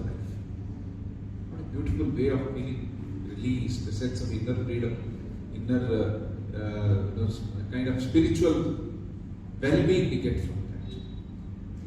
Unfortunately, in India today, the rate of people killing themselves, young people, is quite high. Why? Because the spiritual direction is not given to them. I hope the new educational policy will also address this to some extent. And now a new approach has come, it's called Indian knowledge systems, the study. Next, I think already they started as a course on Indian knowledge system by Kanpur IIT. There is one section on existential question, in which some of our monks will be speaking also. But there are others like mathematics, like science in general, contribution of science, or policy matters. What is India's contribution to that? Indian way of looking at it. So that also helps them to develop faith in themselves, faith in their own culture, faith in their things. I'm sure that as you know, it's like a parallel education. It's a parallel education. Something is missing in the education. So this tries to supplement that. And yes, they should come to study circles like that. As at the beginning he was mentioning that more and more such study circles should open. That's very true. Thank you.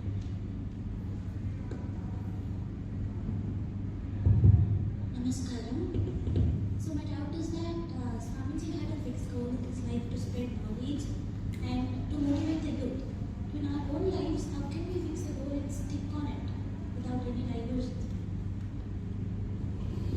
Goal fixing or goal determining is itself a big exercise.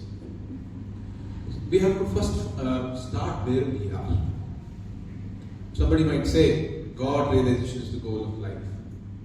That's what Sri Ramakrishna would say, Swami Vivekananda said. But that doesn't appeal to people. They have their own things to do. They have their own dreams. So let us begin with where we are. So we begin with that yes, there is one aspect of life called what's my passion in life. I discovered that. And in Karma Yoga, Swamiji mentions that as we grow, we find higher and higher goals in life. We should not say that you can't follow the higher goal now, so you are good for nothing. No. Everyone, wherever he is, whatever we understanding, from that ideal, we must be able to lead it to a higher ideal. So man travels not from error to truth, but from truth to truth. Maybe from lower truth to higher truth. This is what Swamiji has said. So fixing a goal in life, first of all, there are 4 purusharthas which are mentioned in our scriptures.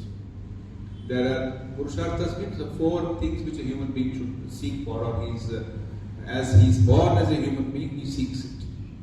Dharma, Artha, Kama, Moksha. These 4 things naturally come to us. How? First we want to enjoy things. We are very much only at a physical level. Kama means fulfillment of desires of all types. But for that you need Artha, you need money. For that you have to earn, you have to strengthen yourself, empower yourself to earn money. So first you have Kama and Artha. And then, but this should be within the ambit of Dharma, which means there should be some moral boundaries. I want to earn money, so I just don't care which way I earn money. That should not be. Earn money in an honest way, in a right way, and also learn to give others with not only earn but also share, because what we today call as corporate social responsibility. Swami Vivekananda spoke of it 100 years back. He said, I hold everyone a traitor who, having been educated at the cost of others, pays not any heed to them. So whatever we are having, in the form of social institutions, there is a contribution of society to that. So we must learn to give back to society in some measure. So this is dharma, in that sense. So dharma, artha, kama. Our scriptures say once we have followed a good life for a long time, then we begin to see the inherent limitation of life itself. Then comes the higher awakening in us, and we want spiritual growth, we want spiritual liberation. In the Mundaka Upanishad, there is a verse which says, I won't utter the whole word, the first few words, Parikshalokan karmachitan brahmana nirvedamaya asti asti kratena. Which means first you have to pariksha, examine. These are the things available to me. Within a moral boundaries, these are the things available to me. Have it. And after that, a wise man discovers that I am searching for something permanent happiness, life. I don't want death. I want to exist forever. This desire to exist, desire to know, and desire to be happy is what's the definition of God in our scriptures. We call it as Sat Chit Ananda. Sat Chit Ananda. So we discover our goals little by little. At a primary level, first of all, pay attention to yourself. Take care of your life. Take care of your immediate studies. Whatever studies we are doing, whatever we have taken up our Swadharma. As we progress with that Swadharma, more and more, when the responsibilities of society come to us, now today you are a student, tomorrow a bigger responsibility comes to you. Maybe you become a leader of a big institution. At that time you begin to say, oh, how do I lead other human beings? How complex it could be, the whole structure. Simply making rules will not help. Do I feel for them? So you'll find this is the whole idea of spirituality is inbuilt in life. It is not that somebody has to preach it. He can preach it, he can speak about it as a matter of our knowing it, getting acquainted with it. But it is inbuilt in life itself. So our goal setting is a process. We slowly we discover it. What do we want? What do we want? I remember a very interesting statement by one lady. So she was a very saintly lady. And someone came to her saying that she was having trouble. Other lady was having trouble with how to balance her life. He said, "What's your problem?" He says, "See, I have 2 jobs. I work, and then why do you need to work for 2? I've got a large house. A large house. How many people live? No, I live alone. Oh, you are working very hard to maintain your furniture. Why don't you make it shorter?" So from a greed level, become to the need level. So we start discovering why unnecessarily we are trying to show off. Really, Swami Vivekananda's famous letter to the Raja of Mysore, he said, "My young prince, the vanities of life are transitory. They alone live who live for others. The rest are more dead than alive." Thank you. Pranams to all the divine souls present in the hall. Namaste Swamiji. My question is like the literary one, what you said, we will go through. But did Swami Vivekananda also suggest any basic meditation techniques to start with? True. Very, very nice to put it across. Swamiji himself was a great meditator. Even the very day he left his body, that day morning he meditated for 3 hours. So he was deeply drawn to meditation. Sri Ramakrishna used to say he is an expert in meditation. Dhyana Siddha. He is born expert. Anyway, these are about him, about meditation. Swamiji has made a lot of emphasis on purifying the mind through seva. We call it as Karma Yoga. We try to purify the mind. But he has also said we should try to combine all the 4 yogas in our life. One of the yoga is Dhyana Yoga or Raj Yoga. So Swamiji has spoken about Raj Yoga at length. What he says, his old tradition, from what Swamiji has said, you will find in the Ramakrishna tradition it has come down to us. Through his brother disciples also. Swami Brahmanandaji, for instance, his little book is there, The Eternal Companion. He speaks about the basics of meditation. What we begin with is, in the Raj Yoga you find, Swamiji says, first take the help of certain visualizations. And he, in one place he says, set up a time, set up a place for meditation. In your own home or wherever you are, right? If you don't have a big house, you have a small room, one corner for meditation. Suppose you have a house, keep one small, shrine kind of thing. And don't do anything else there. If you use an asana, you use that asana only for meditation. Then get a mental association. We light an agarbatti or we put some flowers and sit there morning and evening. And in that morning and evening meditation, Swamiji speaks of in the Raj Yoga, so many things. Yes, there is a little book. Many of our monks have taken up these teachings and made compilations, or they have written books on his teachings. So there are a number of books on that. So I would say, in reply to your query regarding what type of meditation Swamiji speaks of, you first begin with praying for the good of all. That itself is a very great exercise. Sarve bhavantu sukhina. In the course of our day, we do have certain things which do not go our way throughout the day. We have interactions and altercations, misunderstandings with others. We easily become negative. Easily we can think, oh, that person is like that. So first I begin by saying, Sarve bhavantu sukhina. I pray for the well-being of everyone. This is the first exercise, first step. Second, a little calming down your breathing. Not much of an pranayama is speaking of. He says just focus on your breathing. See how you breathe in and breathe out. Do it for a few minutes. That will calm the mind.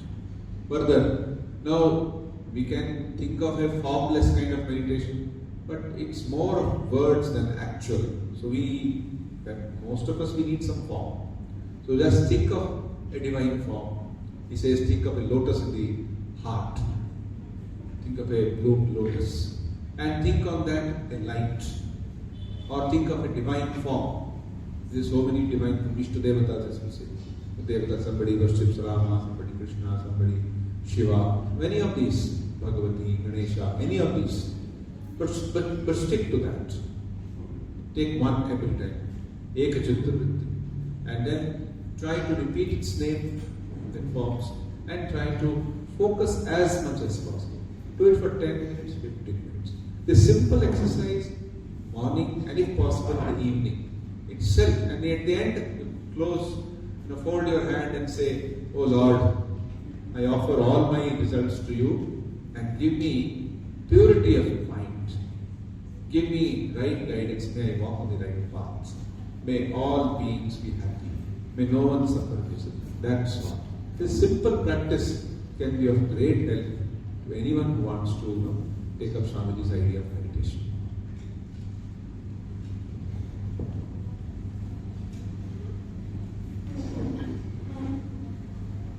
We have one more question. In the interest of time, this is the last question for the Q&A round. People can ask questions later. Okay, so when you talked about the three pillars, the third pillar was patriotism. So in this context, what is nationalism and how it is different from patriotism? So one thing is Swamiji's patriotism. He was such a remarkable lover of simplicity. First of all, let us understand India. In those lectures from Colombo to Almora, you will find one basic thing Swamiji repeating again and again, that India, if you go back thousands of years, is basically a spiritual nation. Meaning that spirituality, not the belief in some dogma, not belief in something, but as a practitioner, not just a believer, the practitioner. So we're trying to practice. Let's say we practice in the presence of God. So it's not that the God is only in the temple. If you take the idea of God, the Vedantic idea of God, that is all pervading. Which means I must take care of other human beings also. This is one very basic thing Swamiji has taught when he returned from the West. In lectures from Colombo to Almora, I think the third lecture is about the lecture which he gave in Rameshwaram temple. Now that lecture has been inscribed on a big stone in the temple entrance. There he speaks of what is real worship. He says, one who says that I will worship God only in the image, his worship is incomplete. Only when he sees same divinity present in all and tries to serve others, then his worship is complete. So this idea of serving others with the idea that yes, there is a divinity present in everyone. That is what we mean by spirituality. That is what we mean by religion here. So when he spoke of that, he has said in India there is so much of poverty, there's so much of, in those days particularly, now things have changed in the last 100 years a lot. But in those days, if you go back, what was the GDP there?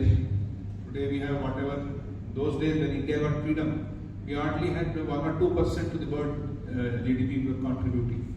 Earlier, if you go to some few hundred years back, India's contribution was nearly 40%. So why it happened? He says because we didn't have faith in ourselves.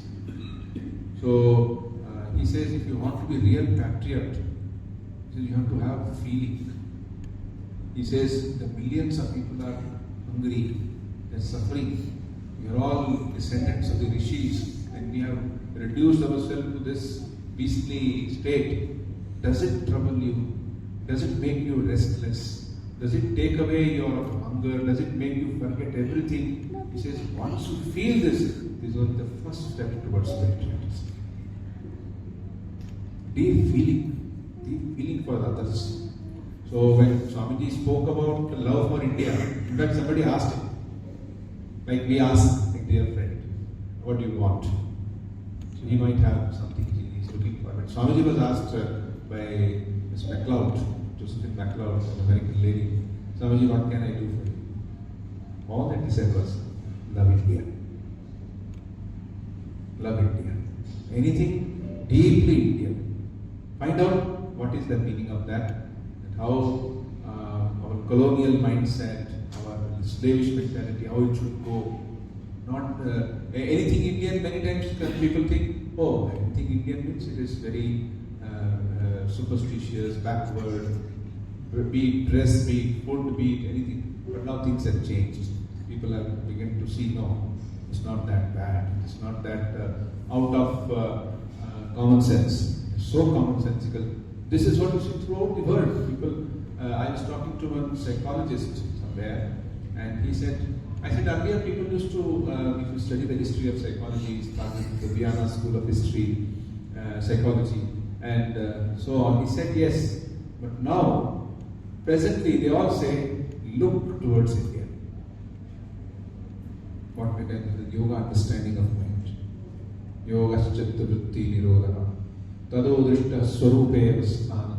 Vritti sarupya vitaratra. If your mind is very restless, vritti sarupya vitaratra. It is identified with this object, this event, that experience. But when it becomes really calm, tada drishta swarupe avasthana. You see, when the mind is pure and calm, you see your own divine nature. So this is the message which goes to the modern psychology. They call it positive psychology. A lot of people are speaking about that. So when we speak of India, we should think of those billions of people, poor people, or people at different levels, what we can do for them. Somebody spoke of hand, the combination of head, heart, and hand, which means you must be able to think, you must be able to feel, and you must be able to work for others. Thank you.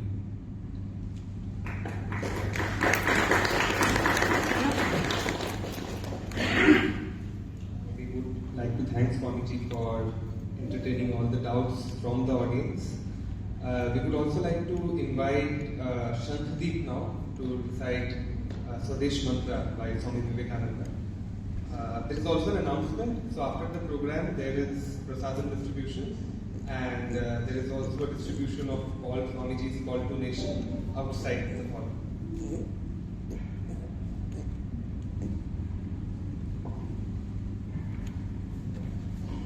Thank you so much, Jen.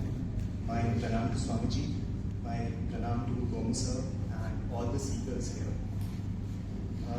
Swadesh Mantra is taken from the complete works of Swami Vivekananda from volume 4, out of the 9 volumes, as Swami just said.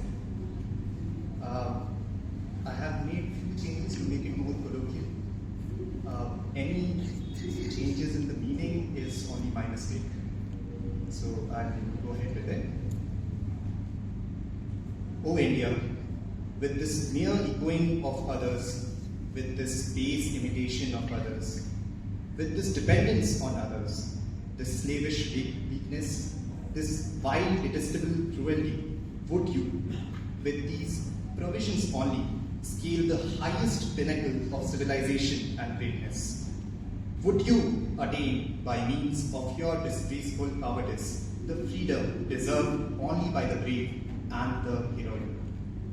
O India, forget not that the ideal of your womanhood is Sita, Savitri, Damayanti. Forget not that the God you worship is the great ascetic of ascetics, and all renouncing Shankara, the Lord of Soma. Forget not that your marriage, your wealth, your life are not for your sense pleasure, are not for your individual personal happiness. Forget not that you are born as a sacrifice to the mother's altar. Forget not that your social order is but the reflex of the infinite universal motherhood. Forget not that the lower class, the ignorant, the poor, the illiterate, the cobbler, the sweeper are your flesh and blood, your brothers. O brave one, be bold, take courage, be proud that you are an Indian, and proudly proclaim, I am an Indian. Every Indian is my brother. Save the ignorant Indian, the poor and destitute Indian, the Brahmin Indian, the Pariah Indian is my brother. You too, clad with but a rag round your loins, proudly proclaim at the top of your voice, the Indian is my brother, the Indian is my life. India's good and goodness, India's God and Goddess are my God. India's society is the cradle of my infancy, the pleasure garden of my youth, the sacred heaven, the Varanasi of my old age. See, the soil of India is my highest heaven. The good of India is my good. And repeat and pray day and night, O Lord of glory, O Mother of the universe, vouchsafe fearlessness unto me. O Mother of strength, take away my weakness, take away my fear, and manifest divinity unto me.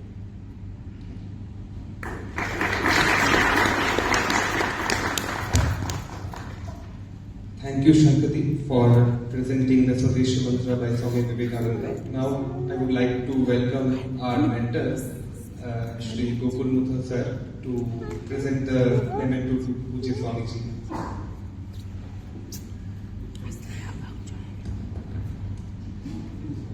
So Professor Uttam Mukherjee would present the memento to Swamiji.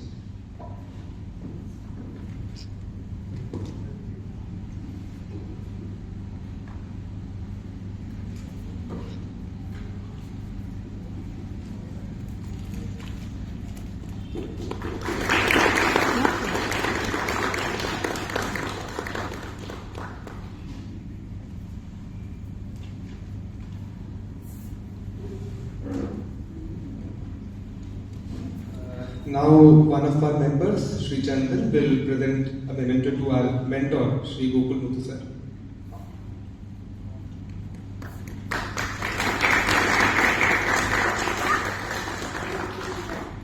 With this, we come to the end of this program. A program is never successful without active participation of the audience. So first of all, I would like to thank all of you for being present here.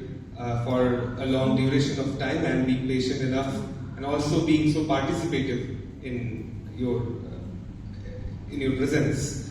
Apart from this, I would also like to thank the volunteers of Vivekananda Study Circle, Chandanji and team, Sangeet, Harish, and all others who are there. Not naming all of them, it's a long list of people who make each of these programs a success. So we thank all of them for making this program a success as well. And with this, we come to the end of the program. We also would like to thank our esteemed speaker, Pujya Swamiji, who agreed to come and enlightened us with the works and the approach to study Swami Vivekananda's writings.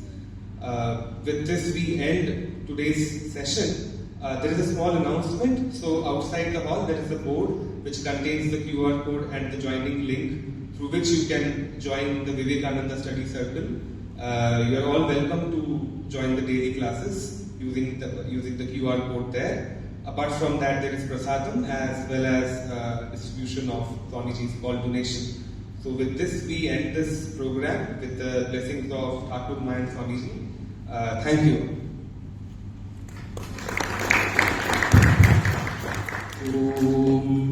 प्रियतां पुण्डरीकाक्षः सर्वयज्ञेश्वरो हरिः तस्मिन् तुष्टे जगत्तुष्टं प्रीणिते प्रीणितं जगत् ॐ पूर्णमदः पूर्णमिदं पूर्णात् पूर्णमुदच्यते पूर्णस्य पूर्णमादाय पूर्णमेवावतिष्यते ॐ शान्तिः शान्तिः शान्तिः हरिः ॐ तत्सत् श्रीरामकृष्णार्पणमस्तु।